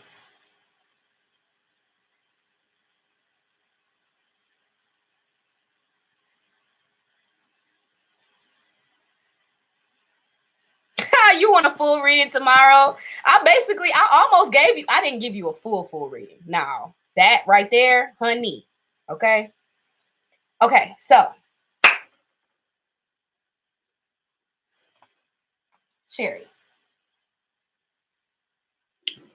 now your chart is giving me introvert, extrovert. All of your planets are either at the very top of your chart, where we show ourselves to the world, or at the very bottom of your chart, where it's like, I'm at home, leave me alone. I'm burrowing myself into a cave. I'm sorry, I didn't mean to scare you. We spoke about Farrakhan. What we say about Farrakhan on Twitter? I don't remember that. I was half asleep. Yeah, Sherry, contradictory as hell. Yep. Mm-hmm. A conundrum. Yep, there's that. I could definitely see that. I love you too, babe. I love you too, Pink. Like, for real, I love y'all. Y'all's energy just gives me so much life. I could sit in here in this room with y'all. I got a friend coming over. Look, I'm trying to hurry up and finish the reading before they get here, but I'm having so much fun. You follow me on Twitter. Go say hi to me on Twitter right now, and I will follow y'all back. Go say, hey, I'm in your Farrakhan being a violinist. Farrakhan? I don't think I was talking to you about Farrakhan. I don't know. I'll be saying some shit, child, on Twitter. I ain't gonna hold y'all up. Okay, but let's get into your chart, Cherry. So, okay, I always like to start with the ascendant because it lets me know where you're coming into the world. Pisces ascendant. You already told me about that. Excuse me. I think it's this candle, y'all. I'm almost positive it's that damn candle. Let me move it. Yeah, okay. So you coming into the world with a very Piscean view on things. People might, okay, can I be honest with you, Sherry? Because I don't like to sugarcoat shit. Okay. Hey, yes, yes. Okay, I got you, Pete. But yeah, so I'm gonna be blunt with you, Sherry. All right. People might probably see you as a little dingy because Pisces energy is so hard to grasp. It's hard to put into a box. It's hard to idealize for a lot of people. Let's realize that most people on earth right now, their souls are earthbound. They're not trying to ascend. They're not trying to understand different realms. We're moving at such a fast velocity and such a fast pace. Now that we're in the age of Aquarius, things are literally, somebody said it looks like I shoot lightning out of my fingertips. Yes, that's Aquarius energy. You're not ditzy at all. You're not. You got a Sagittarius moon, baby, and a Cancer sun. You're not ditzy. You may be emotional. You may see yourself as emotional, right? You might identify more with the water aspects in your chart, but we're going to get into all that other stuff. But I say all that to say Pisces energy is just very misunderstood. You know a lot more than people think that you know, and you will always hold that knowing because it's not something that you can explain. It's an intuitive thing that it's a tool you've been given in order to kind of be able to, like I said, Scorpio ascendant, the last person I read with the Scorpio ascendant, they can look at a room and sort of see who's on bullshit. You're the same way, but you can scan a whole entire room and understand everybody in it. You don't have any qualms about people's differences. I got you too, Purple. I got you too, Purple DLC. Yeah, I got y'all. I'm gonna go back and look at y'all pages and check y'all out once we get off of here. But yeah, it's like you understand people and so you're not judgmental. And some people think that in order to be righteous in this world, you have to judge other people or you have to everything. Like, I hate when I go somewhere and people are like, oh my God, this new chai latte that I just had was so good. And everybody in the room's like, yes, the chai latte. Yes, the chai latte. And then somebody says, oh, well, have you ever had wheatgrass? And they're like, nobody eats wheatgrass like that. It's bullshit. You would be like, oh, wheatgrass. I've never had wheatgrass. I might need to try it one day. I never see. Or, you know, you might see something with your own two eyes and another person is standing at the other side of the room and they see it too. And they recount the situation in a different way than you did. But you're never going to tell them, hey, you're wrong because I was standing right there. You might be like, I just didn't see that.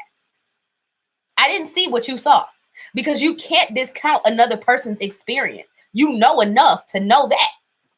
So it's people with Pisces ascendants tend to get lost in the sauce sometimes because other people are expecting you to have this definitive way of being, because we live in a definitive world where everybody is supposed to think that they know best and it's all about you. But Pisces understands it's never about them. It's never about them. It's always about everyone else. It is always about not everybody else, but it's about all of us. Sometimes with Pisces ascendant, though, being that you're the only one that understands that it's all about us, it tends to be all about the other person. Because most people that live in this reality that are earthbound are very narcissistic. They think that the whole entire world revolves around them, because every time they die, they keep coming the fuck back and being in this bitch, and they thinking it's just the world show based on the way that they see things, head ass. And you might have been up there and seen enough to see like, oh, all of us are seeing things through this collective consciousness. So the key out is to have understanding and compassion, right? Some people just don't fucking get it, Sherry.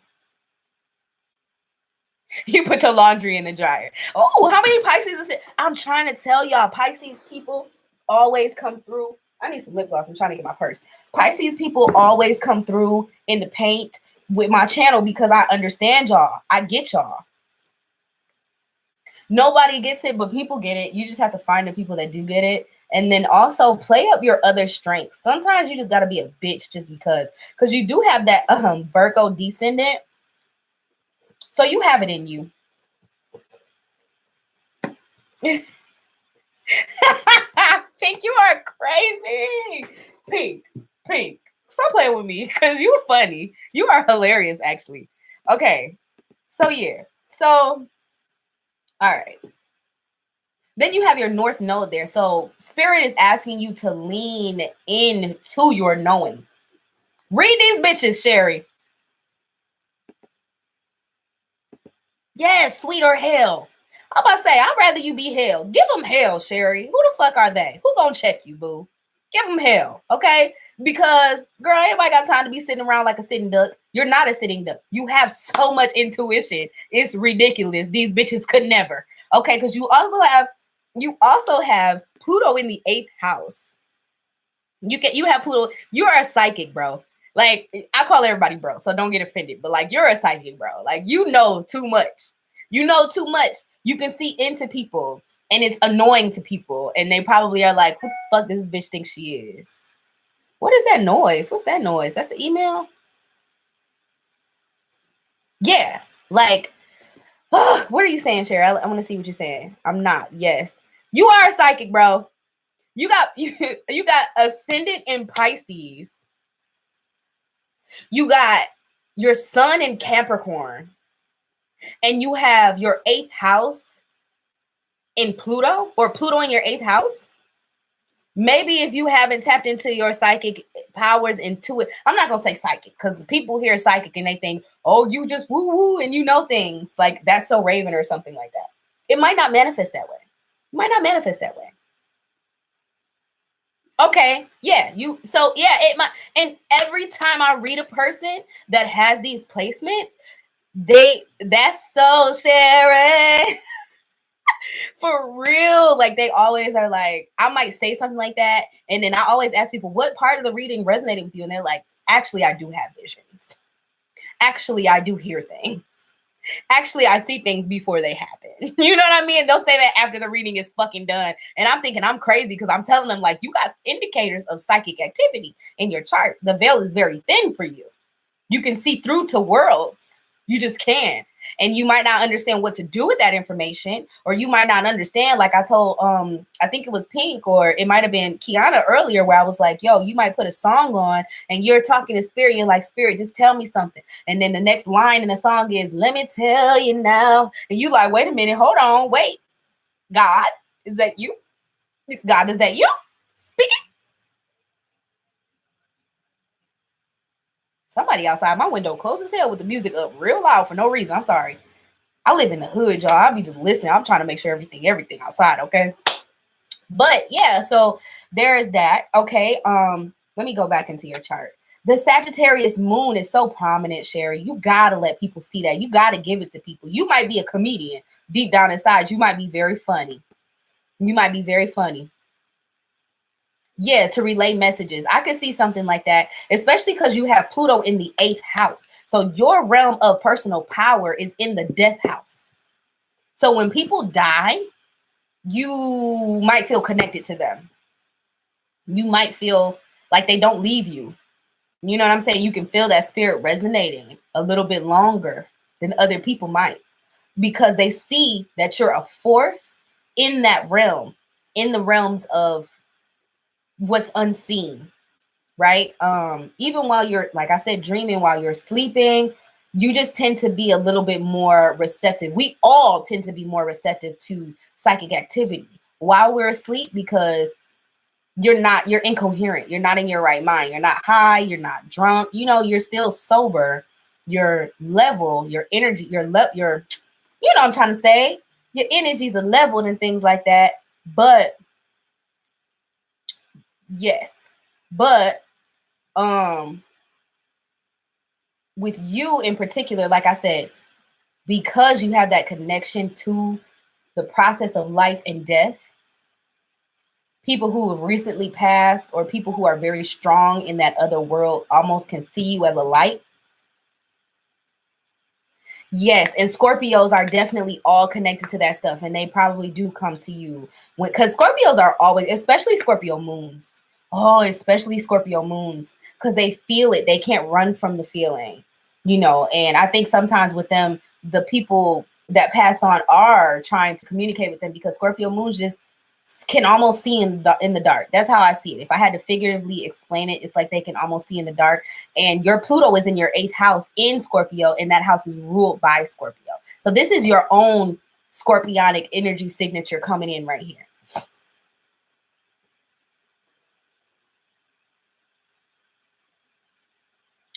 Okay, so let me see. Y'all, my friend is outside. I'm sorry. I might have to go. I got another reading to do. I need to do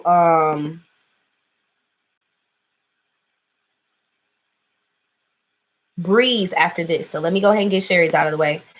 Sherry, I don't mean to rush you at all, and I hope that this is not what it feels like, but I'm gonna go ahead and read you real quick, okay? So you got that North Node in the 1st house, so you need to be a lot more self-confident. You need to rely on your intuition a lot more, and move your feet when you feel something, or when you see something, when you hear things, these intuitive things, or whatever the case may be. Move your feet to do what you know you need to do.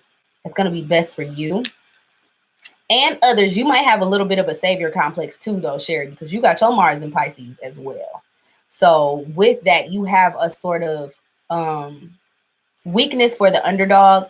I would say give that energy to some kids. Give that energy to some old people. Give that energy to somebody that needs it. Don't just be giving it away to people because they're lazy and you want to pick up the slack for them. Yeah, a true Gemini rising, talking at thrice the speed, okay? Let me see. You have your Jupiter in the 3rd house, so speaking and using your vocals, using your voice is going to be something that gives you your blessings in this life. Communicating with people, establishing long-term communication with people. So maybe even doing something like starting a blog, writing a book. Ooh, writing a book, Sherry, might be in your cards, might be in the stars for you, writing a book, because you got to hear this in Taurus. So something that's going to be physical, something that's going to be long lasting, something that that you can hold, that can be shared, information that doesn't get old. So writing about something that could be used for years to come, you know? And then you also have Venus here. So you tend to know the right words to speak. I could see you. Did I tell you to look up the art of seduction? Was that you? Because you need to look it up too. Just because you got Venus here in the third house. So you got the Venus, which is the feminine prowess in the house of communication. That means you need to learn how to communicate your feminine energy. Yeah, pink. Okay, yeah, you could look up the art of seduction too, because I think you had your Venus in your first house. That's where the correlation came from you, is being able to just project that energy. For you though, Sherry, it's literally about you taking that and being able to put it into your phonetics, being able to put it into the way that you talk. Are you a PDF person, Pink? Yeah, and you can get that book online, y'all. It's an audio book on YouTube. The Art of Seduction is on YouTube as an audio book. I listen to it. It's like 10 hours long, but I listen to it. You also have your Mercury. Your Mercury is in your fourth house. So you like to talk and communicate about ways to make your home life more efficient. I don't know if you have a partner, a steady partner, Sherry, but if you did, you and that person would likely talk a lot just about, I'm putting this candle out. It's making me sick. A lot about, like I said, ways that you can make your daily living situation more smooth, or how you could get more money for the home, how you could create just a more cozy space for your home. Talking about projects that you want to do at the house, home improvement projects that you want to do. And also the way that you talk may be very similar to maybe the way that your mother speaks or spoke. You might have gotten a lot of your like just things, phrasings that you say from childhood. But you also have a little bit of a wounded area there in the house of the mother, in the fourth house, the house of the home. So you might not feel as connected to that Mercury energy, even though your Mercury is in Gemini. So really all it's saying is that your mind moves very, very quickly. Your mind is something that is always soaking in information, whether you realize it or not. Yeah, mom might be a wounded area for you, especially because it's right next to your son. So even your father might have had to come in and act as the mother, or you might have had to be your own authority as a child, or in your adolescence had to grow up really fast, or maybe you were the oldest sibling in the house and you had to be the authority over the other children, or some sort of wound there where you had to overcompensate, or the father stepped in the mother's place. And a dad just can't do a mother's job. I mean, they can do pretty damn good, but in that case, it's still a little bit like, just the feelings about it still may be a little bit sour, especially feelings towards authority. I'm just kind of shooting in the dark here with that, but I know somebody else that has that placement in particular, and that's how it played out for them. In your relationship house, you have the Virgo cusp. So, yeah, you're picky as fuck. And that might be why you don't have luck in relationships. Yeah. Yeah. You want to see yourself as your own nurturer. You feel like you're your own best nurturer. Yeah, you might be picky. I always tell people that have Virgo in the relationship houses that they remind me of Danny Tanner from Full House. Because Danny was the type of guy who, did y'all ever see that episode where, because y'all know the whole storyline was where their mama got killed in a car accident or something like that. And so the reason Uncle Jesse and the other one were there was because Danny needed help raising the girls. And so eventually he does get his bearings about himself and he goes out, he starts dating again. But on that episode, he found something wrong with every single woman. Like, it was so bad to the point, like the last woman that he dated was actually really good for him. And he didn't like her because, yeah, I told you this, Christy. I told you this. He didn't like her because he felt like her earlobes were too big. Like, I remember that shit so, like it was yesterday. And Virgo people are always like that. Like, why are y'all looking at people's earlobes? What function does that have? Why are you this picky? Why are you this way? You know? Let me see.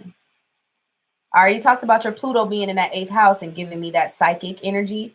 So now last thing I kind of want to tip on for you, Sherry, is that you do have your midheaven. Yeah, picking them apart physically. Oh, it's not about picking them apart physically. It's about, yeah, and it doesn't have to be a physical thing, but it's just the idea of that person. Like, you might have a dream ideal of who you want to be with or the person that you want. And if somebody doesn't meet those standards, you'll like I don't want to say make excuses for them, but you just gotta have it your way, baby. You gotta have it your way, you know? And so maybe, I don't know, trying to balance that out a little bit more. I don't know. I don't want to tell you to let up because you have so much Pisces energy in your chart. Like I said, give them hell. Give them hell. Wait for the right person. Wait for somebody that's actually going to be practically what you want. Now, physically, excuse me, I can't condone that because your package might not come how you want it, right? But as long as they are fulfilling all the things on your very important like list of real shit, like, okay, I understand if you want a person that makes a certain amount of money a year. I get that because that has to do with your lifestyle. But what you're not gonna do is exclude a guy because he got too many hips for you. You don't like hippie men? Well, get over it. I'm just playing. Yeah, I really burnt this. Pink, quit reading me. Leave me alone. Dang, I told y'all I got gas. It was that stroganoff, okay? At school today. What'd you say, Sherry? Yeah, you need that soul. Oh, that's such a Pisces thing to say. You need that soul, bruh. You need that soul, fam. I feel that. Pisces, Venus in the house, Venus and Pisces, you need that soul. Hey, Nabrisha. Thank you for coming through to our live today, baby. Okay, but last thing I want to say is with your moon. Okay, yes, but your moon is so blunt. It's such a beautiful part of you. It doesn't hold back. Nabrisha, I'm gonna be honest with you, girl. I'm trying to get off the live, and I got one more person to do after this. But just catch me at the next one or order a personal reading. That's all you gotta do, girl. And it's connected to your MC. So like I said, I could see you being a comedian. I could see you just being a talker, you know, and you might even have a way with words now. But then it's directly opposite your Mercury, which is your speaking house in Gemini. So sometimes damn, how does that play out? With the Mercury and the Mercury is talking and is soaking up information all the time, and the moon just wants to be very know-it-all and exact. And sometimes you don't necessarily know it all, but those two things should work in tandem. You're very smart, Sherry. I feel like you could be a very, very smart person. And you might go between what you think and what you know a lot. You might go through what you think and what you know a lot, but I still feel as though that Mercury and that moon should act together in a way that it might cause a little bit of friction in your mind, but both viewpoints are beneficial. Sometimes you don't come to a conclusion about something. Sometimes you just have to talk it on out, talk it on through, you know? But your moon in Sagittarius wants to get to the bottom of things. It wants to get to the solution of shit. But then the way your mind works, you know that you're never at the bottom. There's always more to learn, always more to know. And then also with your moon being in Sagittarius, you are the epitome of a lifelong learner. Because the way that you feel, okay, you don't know when to shut up. That's what it is. Okay. But yeah, the way that you feel is that you can never have enough knowledge. The conversation is never over. And you might need mentors and people who care as much about the topics that you care about to make it all make sense for you.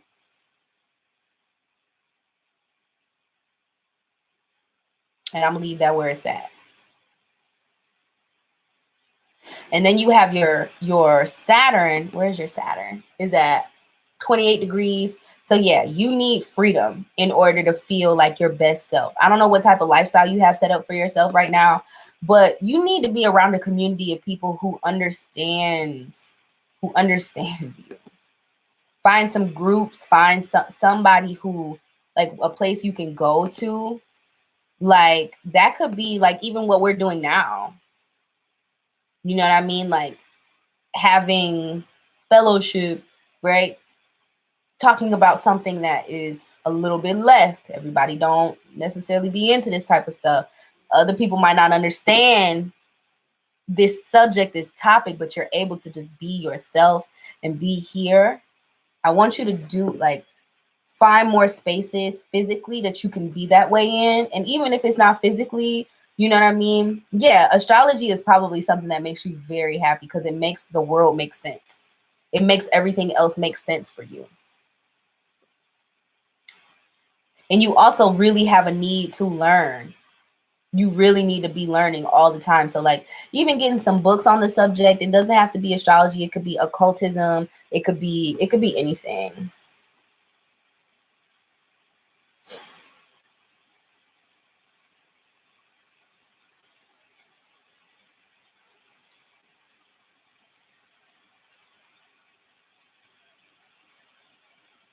Okay, y'all, I gotta go. I'm getting ready to do my last reading for the night, and then I gotta go outside. Hey Juan, I'll come back on tomorrow. Do y'all want to meet back up same time tomorrow, 9 o'clock? And we can do this thing again. Cause I'm getting ready to do Bree real quick. Cause she needs her reading. Cause she been sitting here waiting.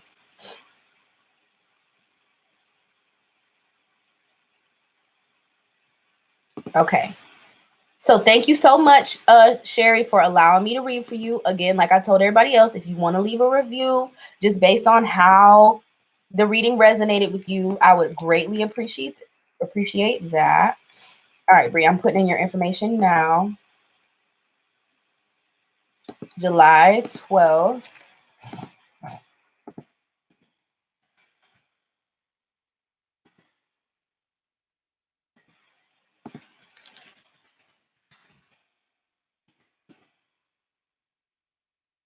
For 14 p.m.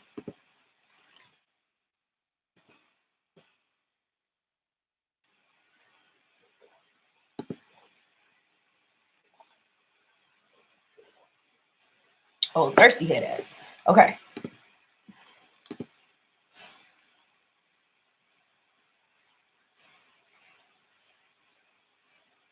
Okay, Pink, I can do a full reading for you, but it can't be tomorrow. Them readings take so much energy out of me. I'm not even gonna hold y'all up. You can absolutely schedule a full reading though. And I can get back to you. It's usually like a 7-day turnaround for those. Because I like to schedule enough time to meditate beforehand. Yeah, like these are really fly by the seat of my pants type readings where I'm just kind of giving y'all what's off the top. Yes, Vernell, you are always on point. So on point. Y'all better give Miss Vernell her flowers because you know what? Vernell be coming through. Vernell knows some stuff. Okay. Bree, your chart is very interesting as well. Everything's at the upper horizon. Like everything's above the horizon. You're a Scorpio ascendant as well. So you would be the type of person who does not like to show all of your cards. You really, really love to keep an air of mystery about yourself. I saw Pink. As soon as I get off the live and everything, I'm gonna go check your tweet and stuff. I don't do past life readings. Excuse me, I'm not skilled enough. I mean, I just don't. I'm not gonna sit up and charge off of something that I'm not practicing on myself. So I don't do those. But I can help you look into some of your past life indicators through astrology. Is what I can do. That's what I've been doing all night now. Okay, but yes, this is fun. This is so much fun. I love doing live readings. So let's see. We got, yes, you don't like to show all. Wait, is Bree here? Where Bree at? I want to make sure you're here. But yeah, so you don't like to show all of your cards. You like to keep an air of mystery about yourself.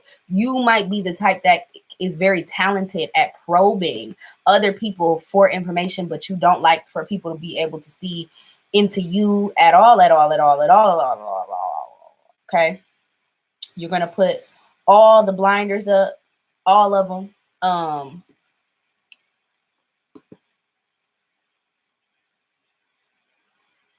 Where is Bree? Why would I yell so Bree can come on, so Bree can say something? Um Where Bree at? Get your big head on, Pink said. I'm not leaving without giving Bree her reading. That's just period. I just need to know she's still in the room because she said something.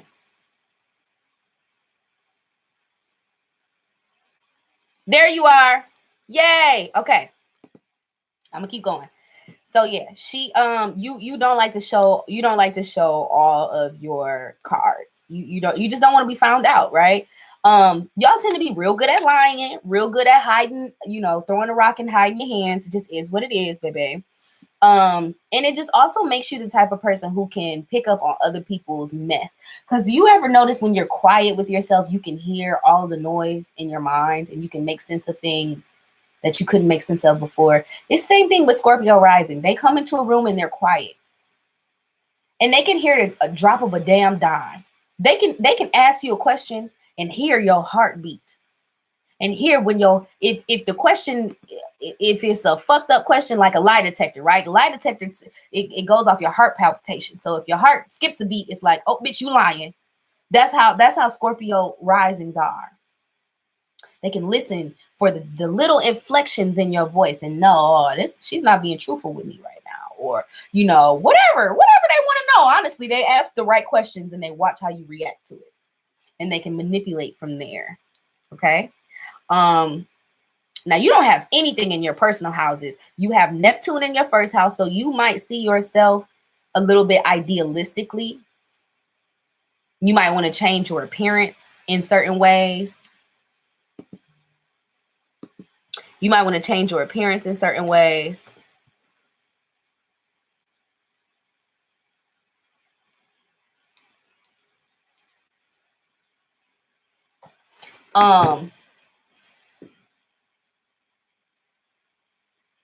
You might connect yourself to, like, I could see a person with Neptune in the first house doing cosplay or really loving Halloween, really loving the fantasy aspect of certain things.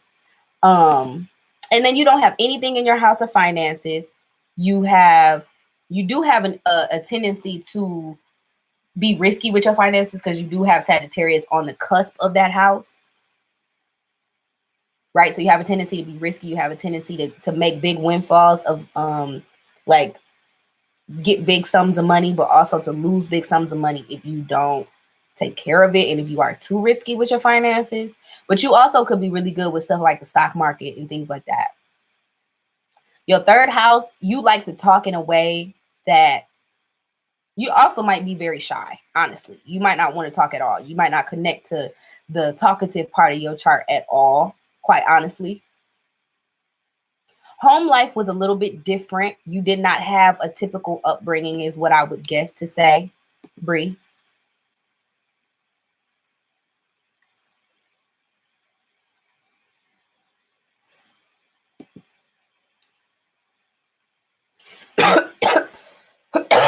You might feel like it's really hard for you to create a daily routine for yourself because you have the wounded area of your chart in your sixth house of routines and health. I don't know if you might have been born with an illness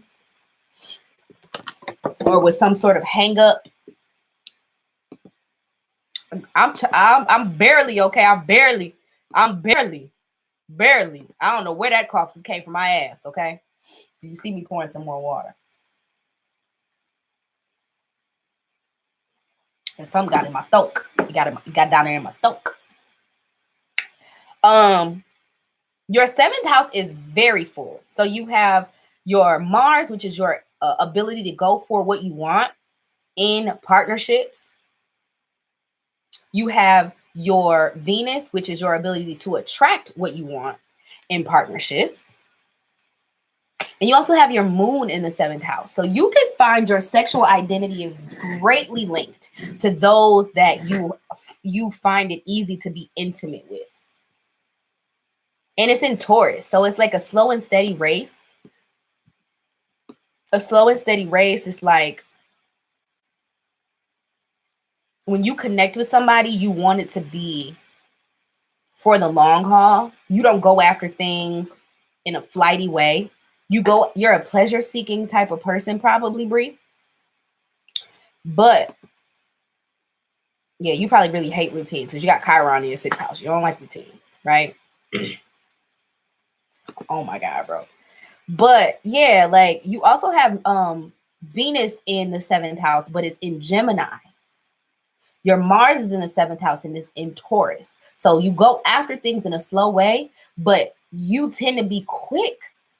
People that are attracted to you are attracted to your insight. They're attracted to your intelligence. They're attracted to your ability to keep a conversation, your ability to talk things through. You seem like the type of person that another person that wants to be your counterpart, they feel like they might have to keep up with you because you're spontaneous. You come off as spontaneous. You come off as and you have a Gemini moon. So yeah, you're really adaptable. You're able to almost shapeshift and keep up with anyone. And it's almost like even if you're trying to keep up with somebody else, you're going to make it so that eventually they're on your coattails. They have to keep up with you. Moon in the 7th house makes me feel as though your emotions rest upon your ability to have and to keep a solid, harmonious friendship life, business life, and relationship life.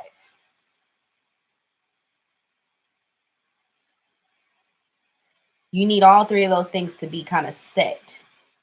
And you'll do what you need to do. You'll do the work in order to keep them up. Like I could see you catering to a mate, catering to a relationship that you feel like is going to last a long time or whatnot. Damn, somebody just crashed outside my house. It better not be my truck. Kill a bitch.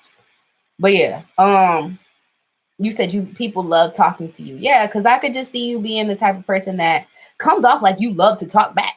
You come off like you love that shit. You got your moon there. Everything's there. Bruh. Your Jupiter, which is where you find your blessings, is also there in Gemini, but it's in the 8th house. So you could end up, I'm going to say this because it's what I'm seeing. I'm not promising you anything. I'm not a fortune teller, okay? But you could marry into some money. You could very well marry into some money. Somebody could see you as the type of mate that you could they could take around like a trophy wife.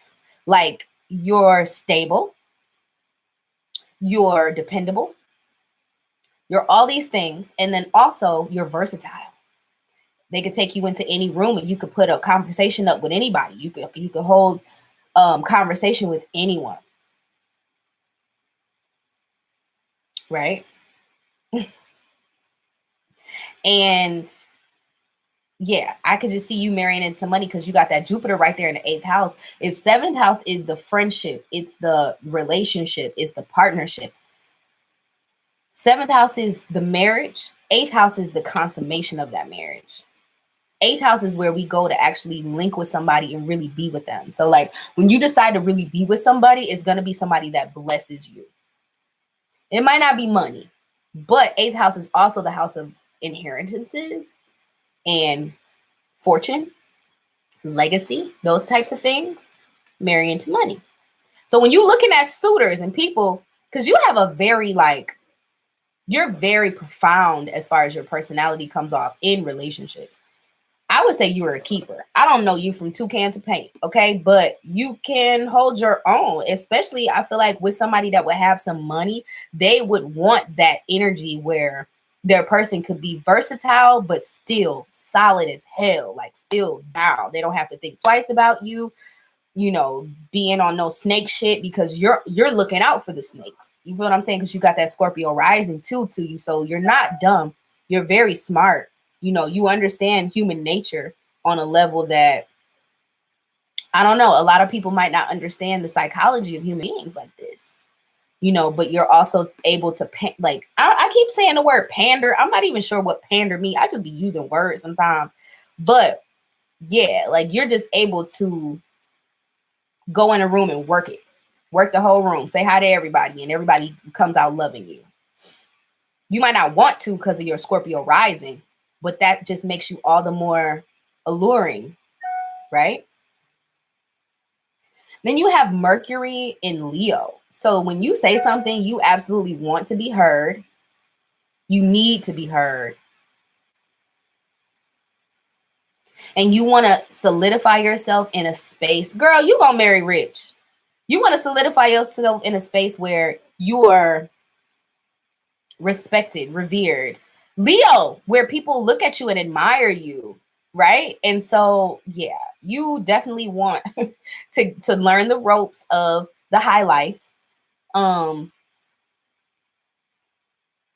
you need that level of adoration. You might even learn some skills that could put you in a place to be held up on a pedestal. I mean, I don't know what it would be. Modeling. I could see modeling here. I could see using your beauty as a I don't know, like a right, Christy. But using your star quality to solidify your bag. But it's in the 9th house, so it's throwing me for a loop. I'm not even gonna hold you up. That Saturn being in the 9th house, that's a spiritual connection to, like, a ritualistic connection to the divine. So maybe you feel like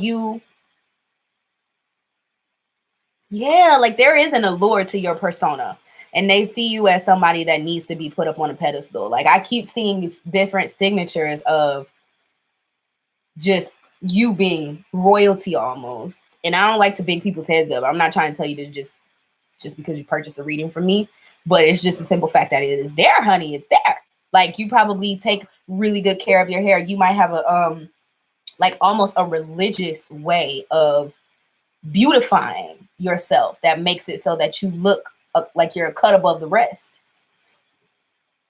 And with your Mercury being there, you know, you want to always be respected. Like, you're not ditzy. You're not that type of person that's like, oh, well, I'm just a dumb blonde. Like, no, bitch, I said what I said. Go get my cup.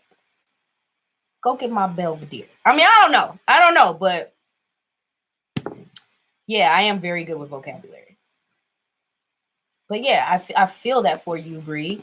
And then, like, the last couple of things, like, you also have your MC there. So yeah, you want to be seen as somebody who is to be respected. And that's just period. And then your 10th house is in that same arena of Virgo. So, like, even with your job, you need to be respected at your job, or else you will not like your job. And then you got your North Node in Libra. So you need to learn how to work with people. You need to learn how to work in groups of people, and your Scorpio ascendant does not like that. But you have to find groups of people who will put you in that space of, excuse me, being royalty, bro. I don't know how else to put it, because even this is in Libra, and Libra is the planet. I mean, Libra is the sign that is the most refined, right? And it's where we go to, like, connect with people one-on-one, but it's in your 11th house of connecting with the masses. So it's like understanding and connecting with people one-on-one. So even, like, okay, you know what it's giving me? You know what vibes it's giving me? Rihanna Fenty Beauty. Okay. With Rihanna, we all know her, right? We all know this bitch. She that girl, right? She's that one. She got Fenty Beauty, and everybody wants Fenty Beauty because they want a piece of Rihanna. They want to be able to say, I bought Rihanna's makeup, or I'm wearing the same highlighter as Rihanna. You know what I mean? But then again, from her perspective, yes, you guys are connecting with her personally, but she's connecting with the whole entirety of her complete fan base. And so it's that energy for you too. Like, you got to find something. And I feel like it might be within the realm of beauty. It might be within the realm of beauty, womanly things, even relating to people one-on-one, like a sisterhood or the traveling pants head ass type of thing. What are you saying? Yeah, you don't like people, Bree. I can tell you don't like people. You don't like the motherfuckers. For what? People ain't shit. I get it. And it might be, if I could say so, because you're not that connected to yourself. I hate to be the bearer of bad news, but it's nothing in your houses of where you grew up, how you grew up, what your home life was like growing up. None of those things matter to you. None of those things matter. You're just in the world trying to be fabulous. You know what I'm saying? And live your life to the highest degree of regality. And that's what you want. And you want people to respect you because you feel like you deserve to be respected. You feel like your ideas are higher than other people. You could feel very, very smart, like you know a lot more than other people because of all that ninth house action that you have there and your Mercury being there. Mercury is like ruled by the third house. So you got that in the ninth house. So you what you know, you feel like you know what you know, what you feel like you know. And let me tell you what I know, because you're the student, I'm the teacher. There's that energy there. It's like bow down, respect me. But I love you, but I still need you to come to me for answers. You know? And it's that feeling as though your vantage point is king. And if everybody were to just listen to you, things would be a lot more stable. But you got to realize working with people is where you need to go towards. You can't just do everything on your own. And even maybe collecting a group of people to be with you. Like, Bree, you got the potential to honestly have a cult full of people working for you. Honestly. I'm not saying that just to say it. I can see you with a whole cult full of motherfuckers like, Bree. Like, honestly, because you got that mouthpiece on you. You go for things that are long lasting. You want to create a lasting impression on people. You're not lazy in the slightest. I couldn't say that. You might be, because there's nothing down there in your other houses. I don't really know. Yeah, but you got people, yeah. But like I said, in order for you to have the most fulfilling life and to get the closest to your highest version of yourself, then y'all, I clearly I'm not good, but I'm still here. But in order for you to be the highest version of yourself, you've got to get intimate on a real level, not just listening to people or letting people talk to you or acting like you're engaged and you're not because you could care less, but really talking to people and really helping people, because you have something, a gift that not everybody has. I don't know what that gift is. It could be a gift of linguistics. It could be a gift of beauty. It could be a gift of, it could be a gift of like just being a compassionate person. Because Leo energy is just as much as it wants you to worship them, they want to be charitable to you too. You know, so I'm not saying that you're void of love or your capacity to give love to people or anything like that. But I just think that in your personal relationships, in your one-on-one relationships with people, you don't really necessarily always buy in as much as the other person might buy in.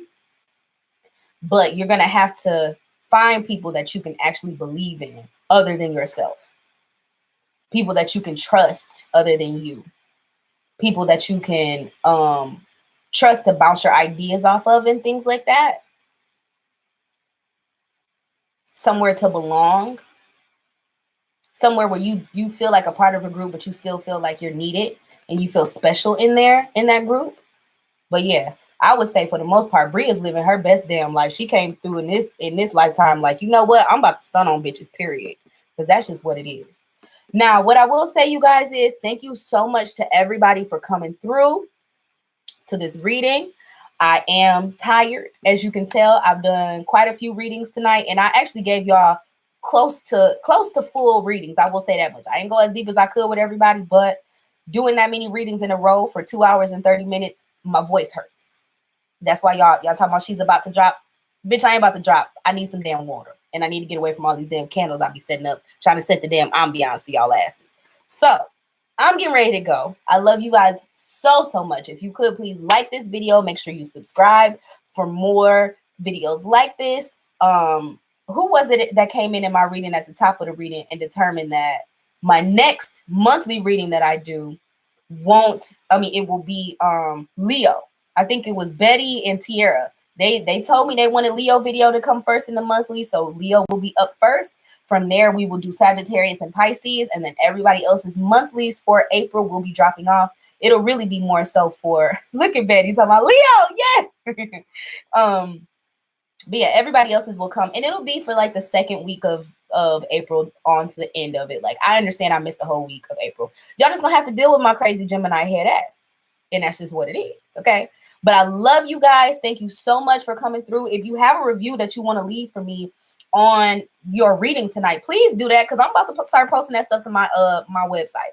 I ain't got time to be acting super humble anymore. Like, I know what the hell I'm doing, and you know, you guys come through and you show me so much love. It just makes me feel that much more confident to keep putting my gift out there into the world and keep connecting with more people.